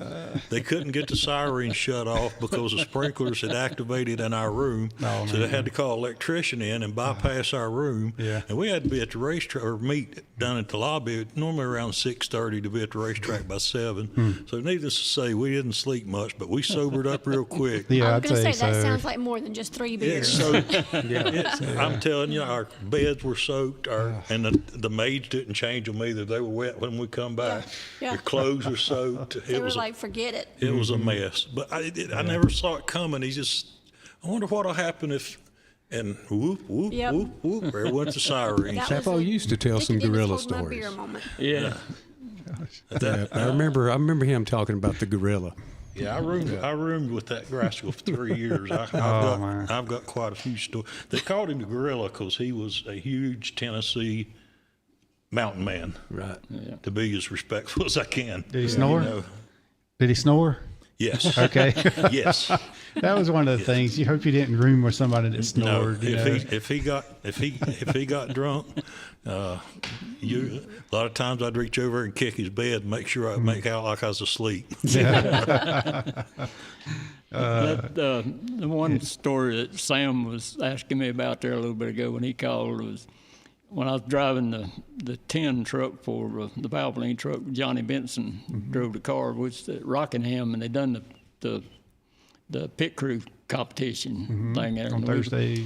Yeah, yes. We were getting ready to unload the backup car to do that pit crew deal with, and one of the boys on the team's girlfriend was with him, and she was sitting down at the bottom or down on the little ledge there at the back door of the trailer, and them trailers got a worm gear that raises that lift up and down. Well, she was sitting right in the corner of that thing, and we were up there and got the thing all undone and rolled it back, and they said bump it down a little bit. So I hit the button to bump the thing down with. Well, she had long blonde hair, and her hair got stuck in that worm gear, and when I hit the button, it wrapped her hair around that thing. She was screaming, and they said, stop. They go back up. So I hit the button to go back up. Well, it wound it up some more. And the rescue squad, they cut a big section of her hair out to get her out of that thing. I mean, it's funny, but it's not. It's like, oh, bless her heart. It scares me to death. Yes, I'll bet. But you always wonder when that kind of stuff is going to happen. Though, you know. I was at Myrtle Beach as a kid one time, and there was a girl with long hair, and we were on the Ferris wheel. Yeah. It done the same thing, got a hold of her hair, and they had to stop us on the ride. The fire department had to come up and cut her hair just to get us back down off the ride. Yeah. Note to self, pin your hair back. Yeah, pin your hair back, or just get some of that false hair and false hair. Stick it in, and that way it pulls it off. That's exactly how it is. Whatever it's called, yeah. I didn't know she was sitting down there. Wow. Sure. What is it? Random Epic? Yeah, I was getting ready to say there's another question that came in. Did y'all see his personal Trans Am is being auctioned off? I guess he's talking about Hal's or Bert's. It would probably been Bert's that they used in the movie. It seems like I did see it on the auction, but I can't remember for sure. I think there were several of them that were made. Yeah. But seems like in the back of my mind, I do remember that Jackson Barrett. Yes, I love that show. I think that was where I saw one of those cars. I'm not sure. Yeah, I wouldn't doubt it. The Barrett show, I like. Yeah, Jackson. There's a guy over to Lincolnton that's got that truck they used in there, that tractor and trailer. I guess he still got it. He did have a couple years ago. He'd take it to truck shows and stuff, but it's still around. That was like 1978 when they done that, so it's an old truck, but he still got it. Yeah, wow. Bryson, did we have anything? Did we miss anything over there? Okay. Checking with old Bryson. They said Bert was there in person when they sold it, is what Tracy Warren is saying. It's kind of cool. Sorry, I got to put the Bryson cam on. I almost left him out tonight. Didn't have a camera on him at all. And so there he is. There's Mr. Bryson. He's got a strong mullet. He does. That is strong. I mean, that's 85. Have you met him before? No. Okay, so if you never met him, you just look at him like that. What is that? There's a movie back in the 80s that this guy, he danced a lot, and he had a girl named, what was her name? Baby, yeah. Don't put Baby in the corner. Yeah, little Patrick Swayze. Yes. Yeah. See, I'm not the only one. Yeah. I'll take it. That's right. That's legitimate right there, man. Yeah. I was showing him pictures from the movie. You had never seen the movie, I bet. Dirty Dancing. Oh, you have? Okay. And is that when you got the mullet after you saw the movie? You went, I'm gonna do my hair like that guy. Yeah. Oh God, Roadhouse. Yeah. Pain don't hurt. That's what he said in that movie. So pain don't hurt. Yeah. Yeah. So I was like, but his mullet was actually a little better than Patrick Swayze. So, but it is. I mean, it's more. I don't know what it's different. It's curlier. Let's say. Okay. Yeah. I had a mullet back when I was with Harry and them, but mine wasn't curly. I had to have a few curls put in it. Yeah, perm. That was the style. That was the perm. Yeah. I used to do the perm too. But the hair would be halfway down your back. Have your hair perm, David? And they put a perm in. Not perm. Oh, okay. I would always turn it with my fingers trying to get it to curl. And it did. When it gets long enough, it'll curl like that. if you look at pictures of Eddie when he was a jack man, you can see the hairs hanging down in the back. Long hair Mine was kind of the same way. Long hair wasn't uncommon back then. Right. I remember pictures of Travis Carter even having long hair. So That's right. But, that's, So, Gail, did you ever have anybody go with you on your cross-country trips that you had to put in the sleeper? Y'all take turns? Yeah. Did you stop the truck before you switch drivers and all that? We'd do that on all the trips out west. We'd have to go 2 drivers to be able to do it. I've done it by myself, like the last race of the year or something, I'd do it by myself. Hal took us all to Catalina Island for Christmas party. Nice. And I know your dad remembers that. Does he? I think so too. I think Jackie got sick, if I'm not mistaken. A lot of people did. Why is that? Some went to sleep. Oh. Seasick. Oh, so. But anyway, that was fun. He took everybody, wives, girlfriends, whatever, and took us all to Catalina Island for a Christmas party. Oh, okay. Do you have any stories about Tracy's dad that she's never heard, maybe? I haven't heard any stories. Well, she doesn't hear many stories about him. Well, he was such a good guy. He didn't do anything like the rest of us did. Yeah. Well. See, I guess, like father, like daughter. That seems to. Well, that's true. Yes, that seems to be the story we hear a lot. He didn't go to the racetrack very often. He kept things going at the shop. He went to he would leave Thursday and come back Sunday, right? Yeah. Or Monday. Yeah, when he'd go to the racetrack, he would. Yeah. So the funny thing is, as soon as he opened up the door, he says, "You're Kenny's daughter." Yeah. You look just like him. She does. Yeah. Definitely has the characteristics. There's no doubting that that's Kenny's daughter. Yeah. And we'll have to. I'm hoping that's a compliment. Are they? No. That's a compliment. Are they? Is he watching? I don't know. I sent them the link and told them to watch. Oh, okay. Yeah. It might be past his bedtime though. It's getting close to it, I think. It's close to mine too. Yeah. Yeah. He doesn't spend. He kind of takes his nap during the day, and then I don't know if he goes in the shop much anymore, but he used to. Even though he's worked many hours in that shop. Many hours. He's put in his time. I remember moving Kenny in that house, and remember when he built the garage. So that was he moved from he lived Road. on the other end, Denver, and I remember helping move the piano and stuff like that. There is a picture of me and her dad. We were at Wilkesboro, and I had David Shobat. I said, I want a picture of him. Oh. Because he was... so that's how that came about. Yeah, he was...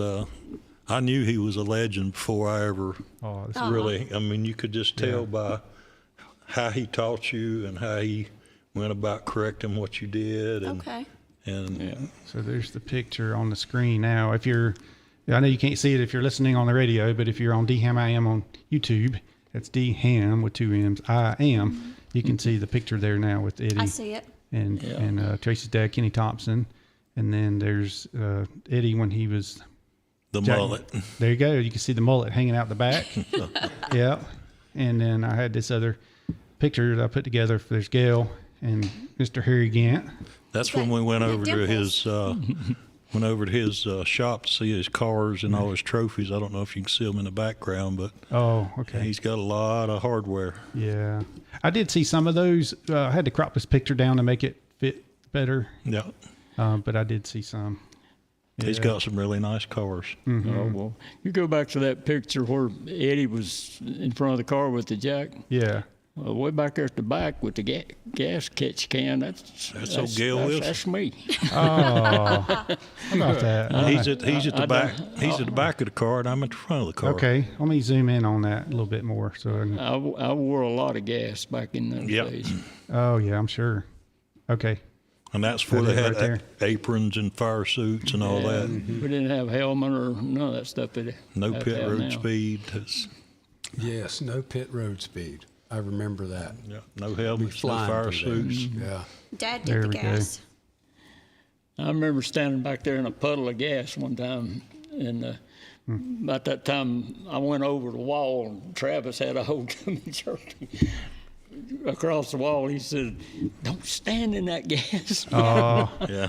So it burns. I was still catching. Yeah, it burns or it could catch on fire. Yeah, Hinky was gassing the car, and I guess it Hinky ran over or something, and it was gas everywhere, and I just stand right in the middle of it.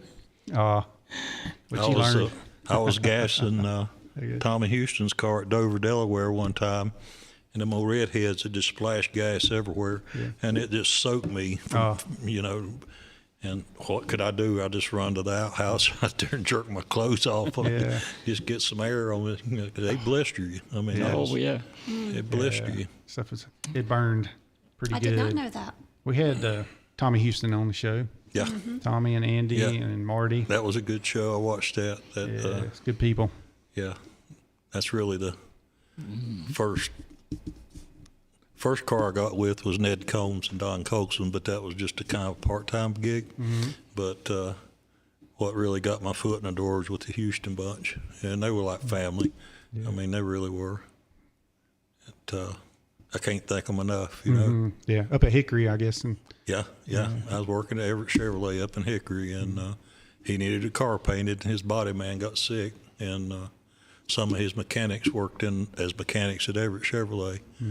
And they asked me to paint a car, and to today, I was telling Gail, to today, that car still holds the fastest lap ever turned in a Busch car or Xfinity car, whatever you want to call it, because the next year they put restrictor plates on them. Oh, yeah. So we run 198 mile an hour with that Ruggles V6 motor, so it still holds the fastest lap, but because of restrictor plates, I'm sure. Yeah, but you also did the chrome car, right? Yeah, I wrapped, from the best I can tell, that was the first full wrap car in NASCAR, was DW's chrome car at 17 Western Auto, Parts America car.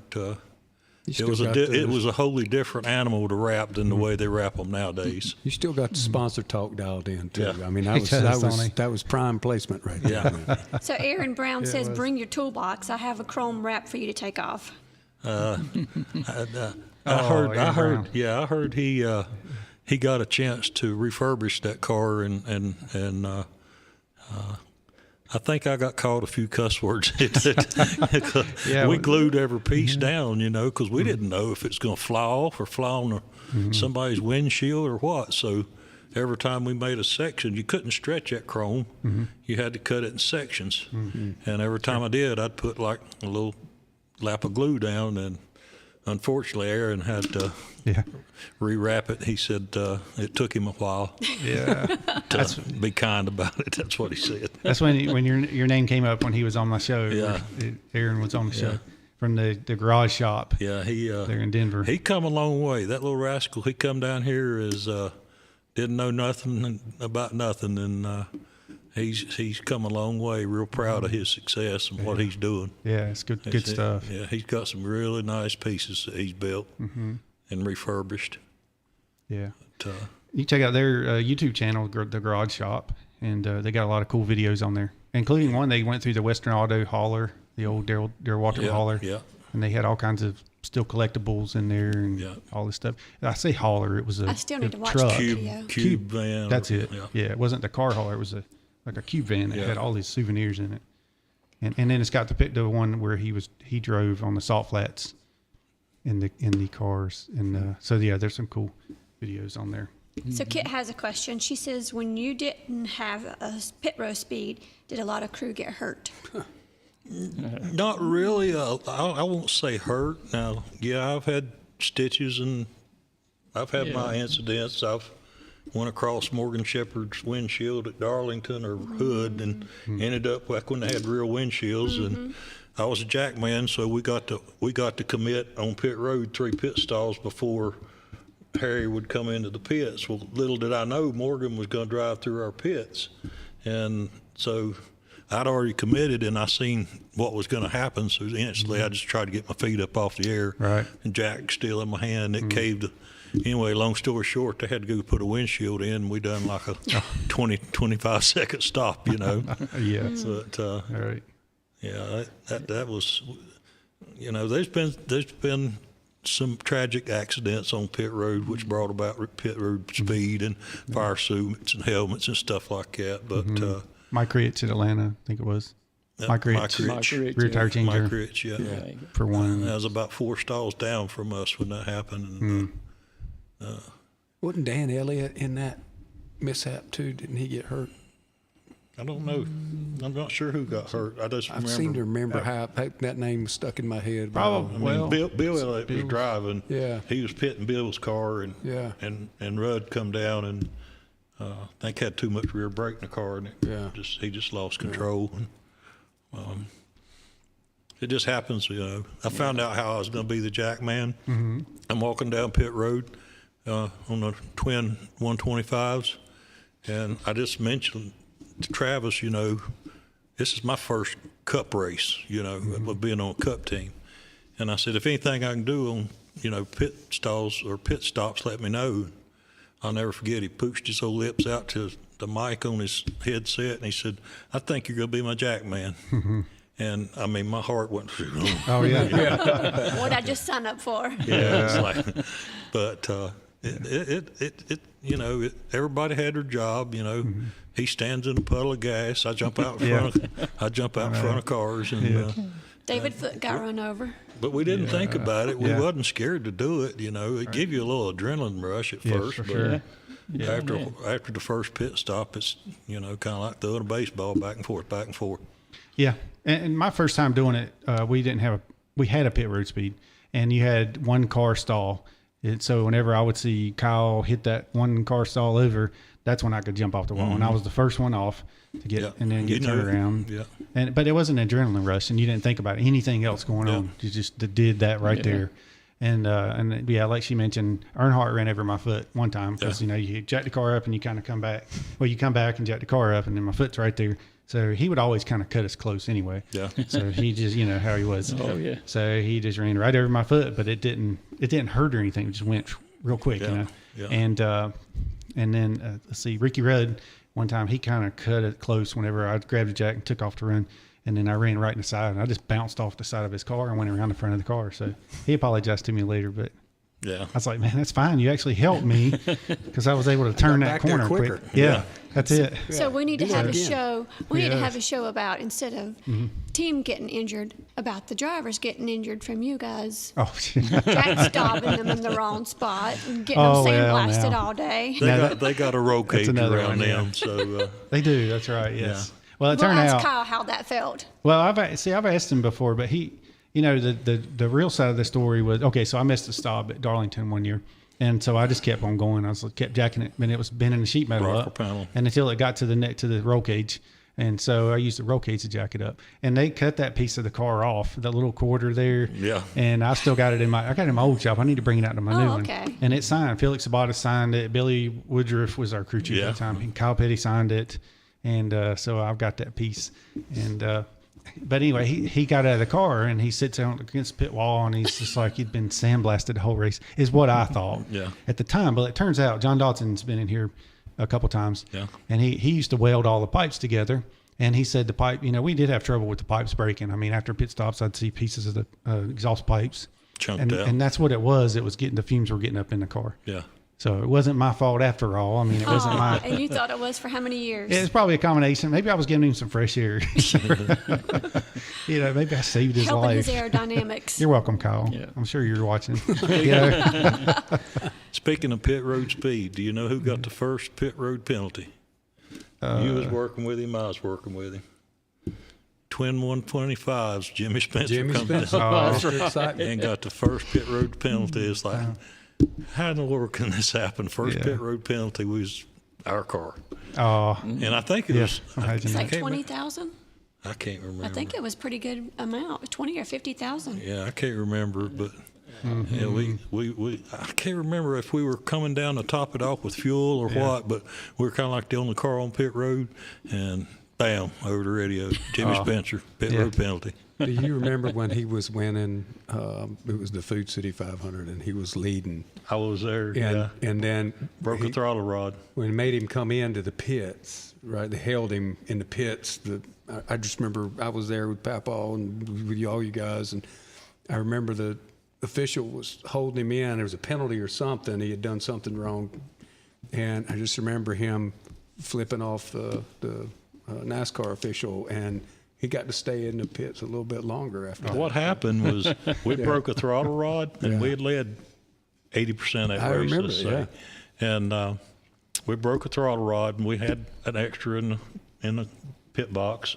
So we come in and changed it. Well, Alan Quickie took the lead. Yeah. And he goes up there, and we were like 8 or 10 laps down, and at that point in time, and he passes Alan, goes back around, makes another lap, passes Alan again, and Travis gets on the radio and tells him, just leave him alone. We're not going to win this race, Mm-hmm. And so I think he bumped Alan or something, and they black flagged him, and that's where you remember him, the official holding him. Yeah, I remember that. But we went several more laps down because of temper. Right. Mm. Yeah, he would do that. He was exciting. Yeah. Mr. Excitement. That was his nickname, right? Yeah. Mr. Excitement. He run over Buster Alton up at Louisville, Kentucky. They black flagged him, and he wouldn't get off the racetrack. They pulled his scoring card, everything, because Buster was holding him, and he literally Buster up on the hook. Oh my gosh! And so he wouldn't get off the racetrack. Kept going and going. They had the State Highway Patrol pull up across the racetrack. And I'm pretty sure it's Louisville, Kentucky, and that's how they got him stopped. He's got a lot of stories about Spencer. I bet so. Gosh, I bet Mike Hill's got some stories about him too. Oh yeah. Oh yeah. Anybody been around him got some stories about him. Yeah, Mike was crew chief for him that year, and when he won the July Daytona race. Yeah, I was with him then. Okay. And Mike was good to work for. Good guy. Yeah, Mike's great. I talked to him the other day. Always love talking to him. Gosh, he's got so many stories. He remembers all this stuff. He does. It's amazing. You look on Facebook and you see the stuff that he's commenting on these pictures. Yeah. He likes to make sure that the history is right, that the stories are correct. You're talking about Mike Hill? Mike Hill, yes. Yes, Yep. absolutely. Mm-hmm. Nice guy. Yeah. And speaking of nice guys, let's say hey to Ken Thompson. Hello, Ken Thompson. Ken Thompson. Because he is tuned in. If y'all want to wave to him over. Total package. Right there's a camera. Total package. Yeah. Truck 10. Truck 10. Truck 10. Yeah. So I don't guess he heard whenever Harry called, did he? He can go back and watch it. I just got a text saying he is watching. Okay, good. Yep. So the main thing I hear about him whenever, you mention any driver or whatever, people know him and they're like, man, that guy is so smart. Oh, yeah. He's a genius when it comes to fabrication. Master fabricator. It's hard to imagine somebody's got that much knowledge that hadn't been taught. Mm-hmm. Yeah. That's learned it on his own, did it his way, and what a success. Mm-hmm. You'll never hear a negative word about him. I mean, it's he's so humble. You can't have many stories to tell about him. He wasn't a prankster at the shop, or he was all about racing. And he would not hesitate to correct you if you was wrong, but he did it in a manner that didn't make you feel like a fool. Mm-hmm. So much respect. Yeah. You have any nickname for him? I always called him KT and the total package. Total package. Yeah. So he could do it all. I don't guess I've heard the total package. These guys that had run dump trucks up and down 16 over there and into the rock quarry. One of them was truck 10, or they always on a CB or something. Truck 10, and every time we'd walk by each other, we'd say, Truck 10. Truck 10, huh? Truck 10. Long time. Yeah.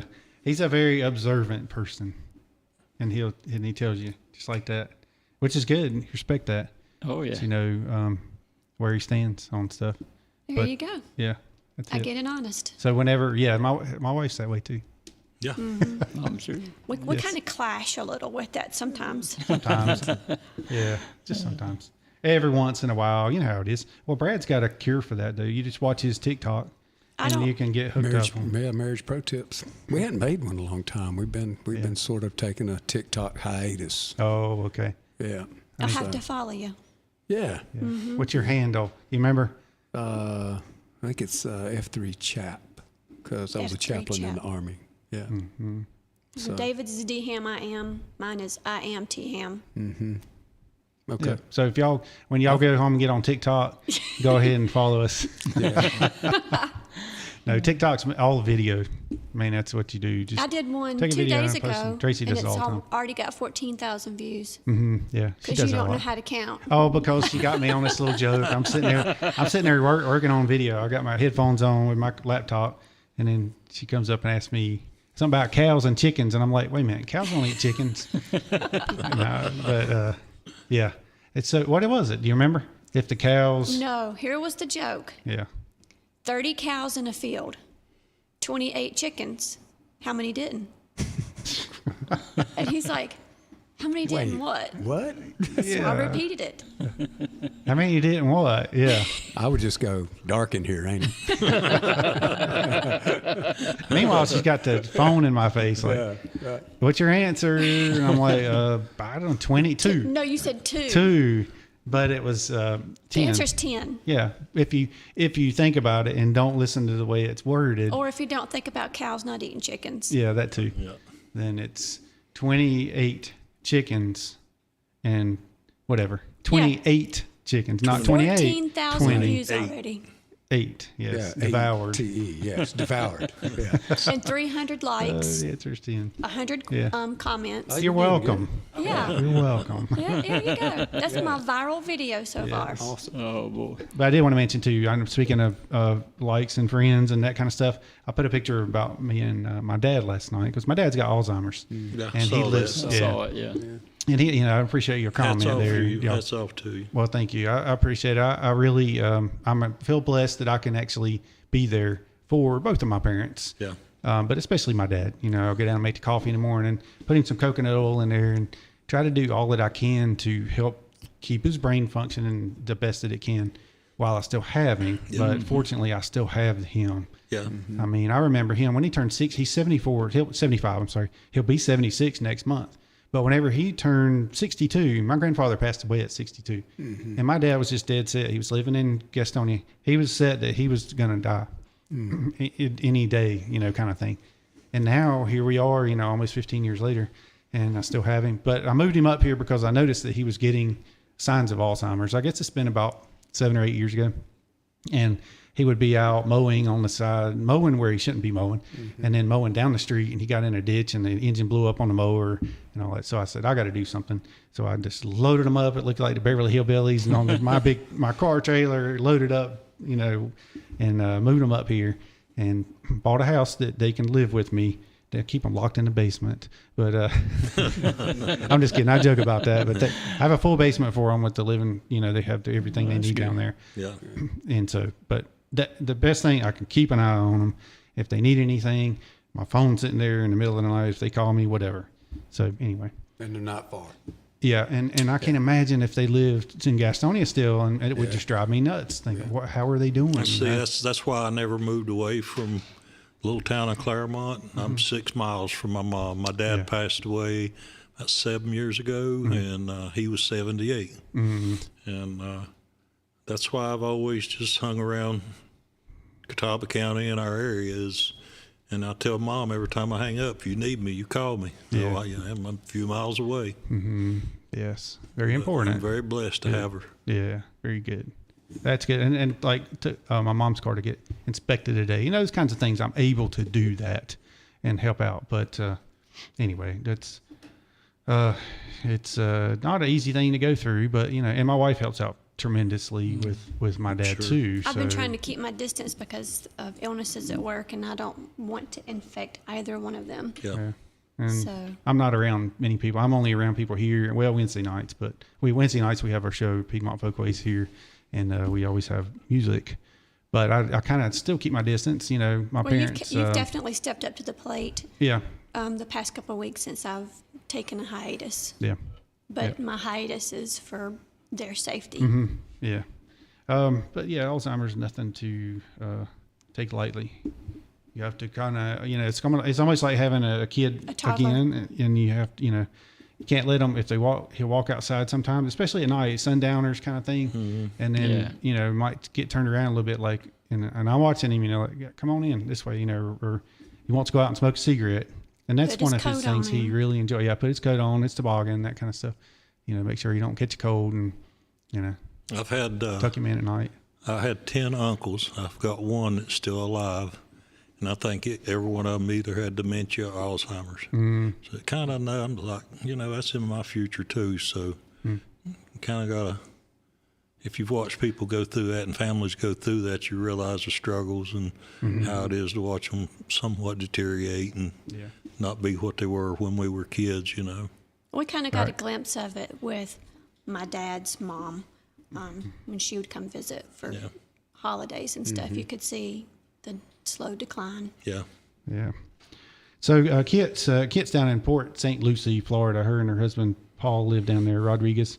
But she that was the question she asked earlier. But then Random Epic Tim asked another question. Sorry, I have to put my phone up here because it's like 10 inches from my face is where I can see with my left eye. What was the favorite paint scheme is pretty much what it says. Yeah. And what was the favorite out of all the years? What was your favorite scheme from the teams you worked for? What was your favorite paint scheme? I'd still have to go back to that Skoal Bandit. Yeah. That's the most iconic. I like that. I'd choose it over the Chrome Car or any M&Ms or FedEx or whatever.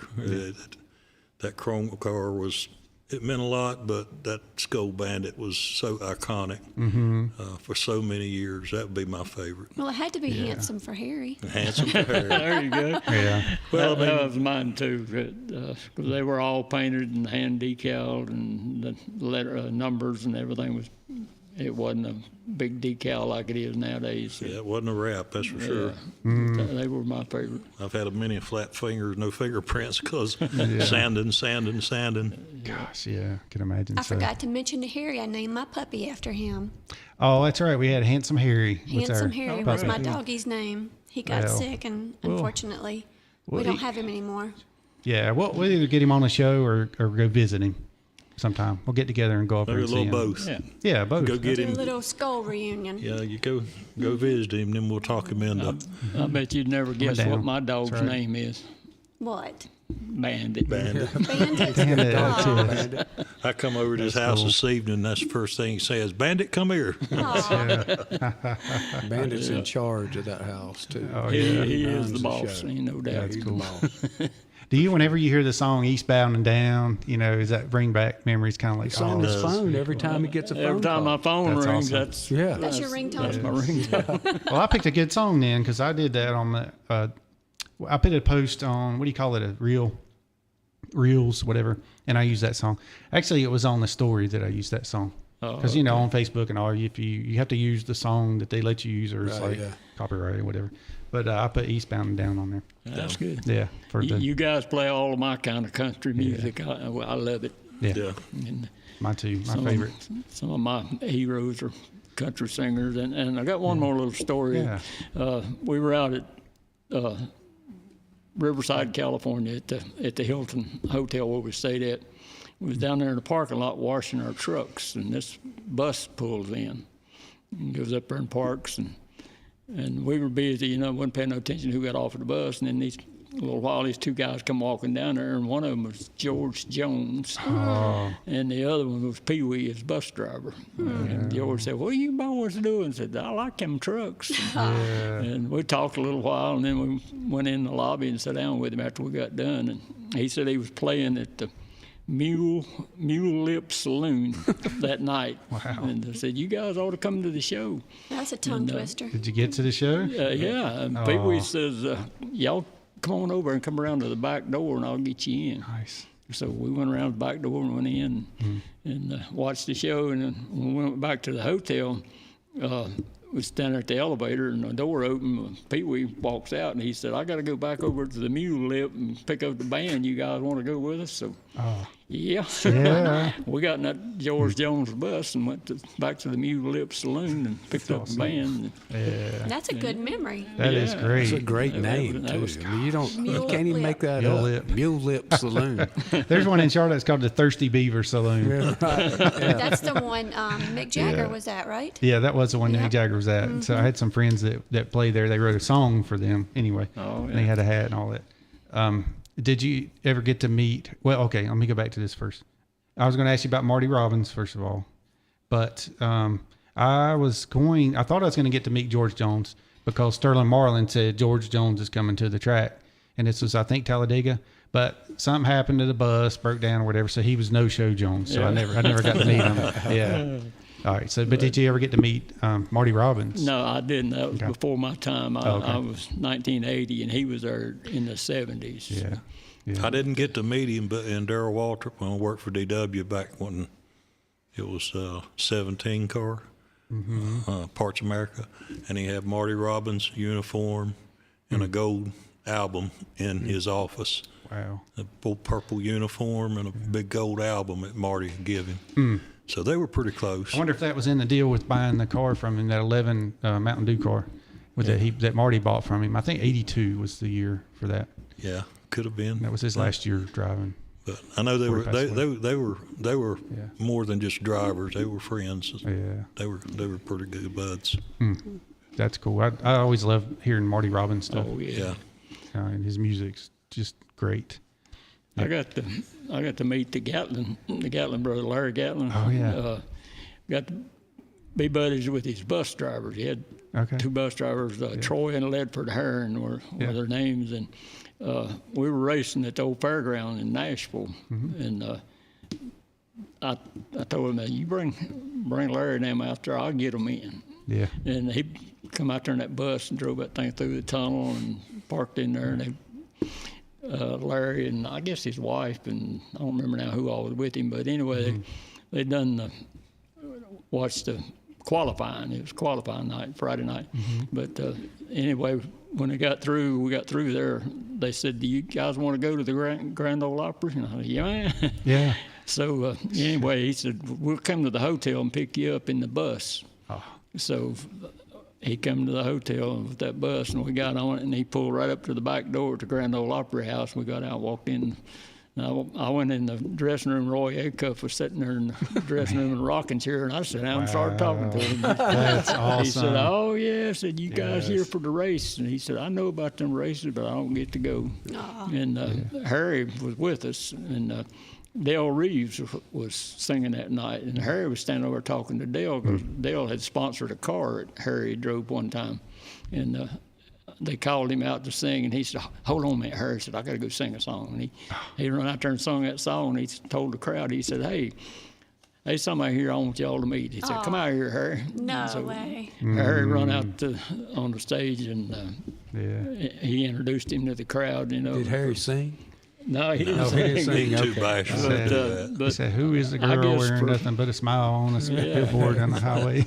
Probably Del Reeves song. 2 weeks after that, every time you see her, he'd say, patted that foot right where old Hank Williams patted his. Oh, yeah.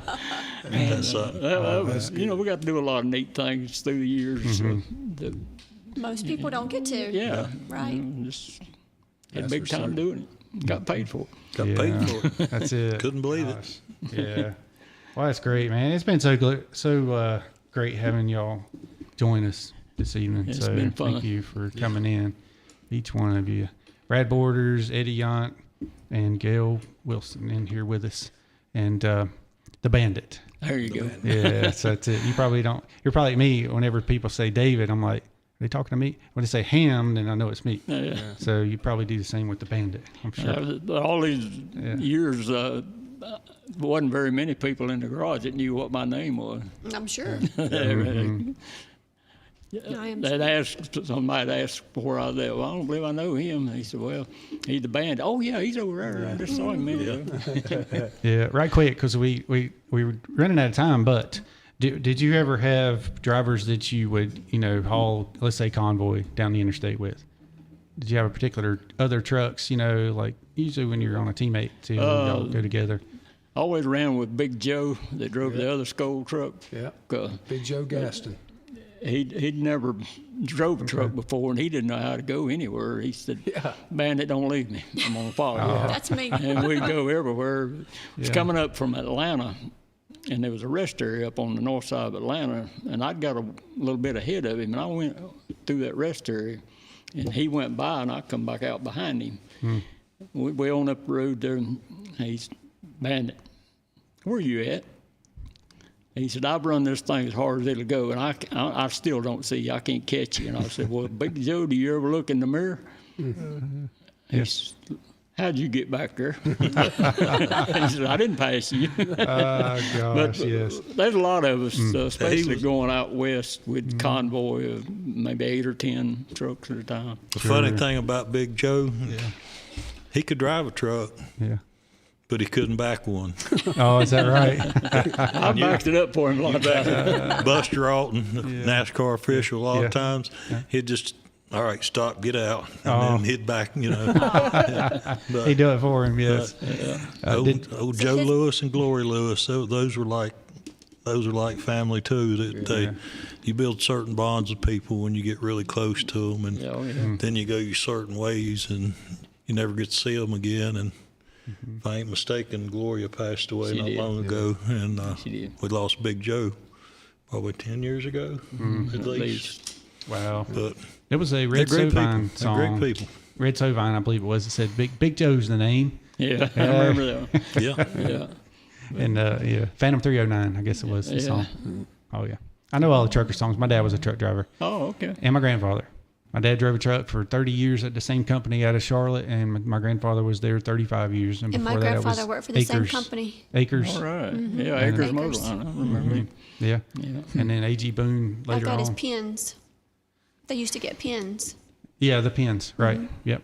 Yeah. My grandfather worked there too. The pendant pins. So anyway. Not writing pins. Yeah. I drove 8 years for Johnson Motor Line in Charlotte. Okay. Where was that at? It was on the side of 85. You get off at Sugar Creek, maybe, or the first exit after 77, the Beatty's Ford Road. Yeah. Get off Beatty's Ford and then go down the service road. They were about halfway between Beatty's Ford and 16. Okay. Yeah. Yeah. My dad's, they were down off of Freedom, where he worked at A.G. Boone. Oh, okay. Yeah. Yeah. All right. Well, that's a wrap. Thank y'all so much for coming in. Thanks, and man, thank you, Brad. It was an honor being here with you And guys. Eddie. I'll be man. back next week. Yeah. Oh, yeah. That's right, because we got Donnie Disharoon coming in. Donnie Disharoon be Yeah. here. Put you on the payroll. Yeah. That's right. And Mr. Bandit, These Gail boys, Wilson. they get a little stage fright. They holler at me. Yeah, that's good. But he did just fine. He done a wonderful job. Like a natural. Oh, I don't know about all that, I mean, but I enjoyed it. I appreciate you guys. You're doing having good, me. Papa. Your daughter was you. worried about you today. She Well, called me up. She I said was he's worried about nervous me as a too. cat. Yeah. At least you had your memory shoes on, right? I had Get my your memory memory shoes shoes on. I on. didn't That's forget right. anything. That's right. Yep, Everybody's. That's the thing. Everybody's nervous when they come That's in. right. Because, I mean, I remember first time I was on the radio, I was very nervous. If you just don't think it's about an it. unknown for you, something you're not used to doing all the time. Yeah. And now I just don't think about it. But I just try to make it easy going as possible. There you go. And have fun and talk about the stuff that we know about, and I love listening to the stories. We could do this for another 2 hours and be fine with me, but yeah. Anyway, all right. That's for sure. Yeah.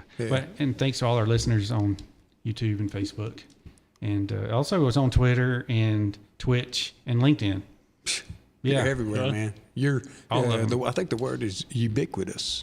And you actually can go a big live word. on Instagram too. Live on IG. I hadn't done that yet. All right. I haven't done the. I've done it live, but You not go on TikTok live. You here. should go TikTok live. Oh yeah, I could do that. can. I've got enough followers. I can too. You can? Yeah. Finally? You finally caught up? Without even trying. Thank you very much. And you're welcome for those great videos you get of me. I don't have 30,000 followers on Twitter. That's it. And thanks to Bryson, of course, for helping out again. Best mullet in Statesville. That's it. That's right. Yes. All right. Y'all tune in next Monday for Donnie Disharoon. Will be on with us. So it's going to be another great show, I think. Yep. And we'll see. Anyway, we'll see him next Monday, and you'll get to hear all of his stories and what he's up to and all that good stuff. So check out dhammiam.com and soon to come, racingroots.com. I was going to say with him, but it's not with him. racingroots.com. All right, so y'all have a good night, and tune in to Billy Buck Morning Show tomorrow morning, and we'll see y'all next Monday night. Real Country 550 and 92.9 WAME Statesville. Real Country.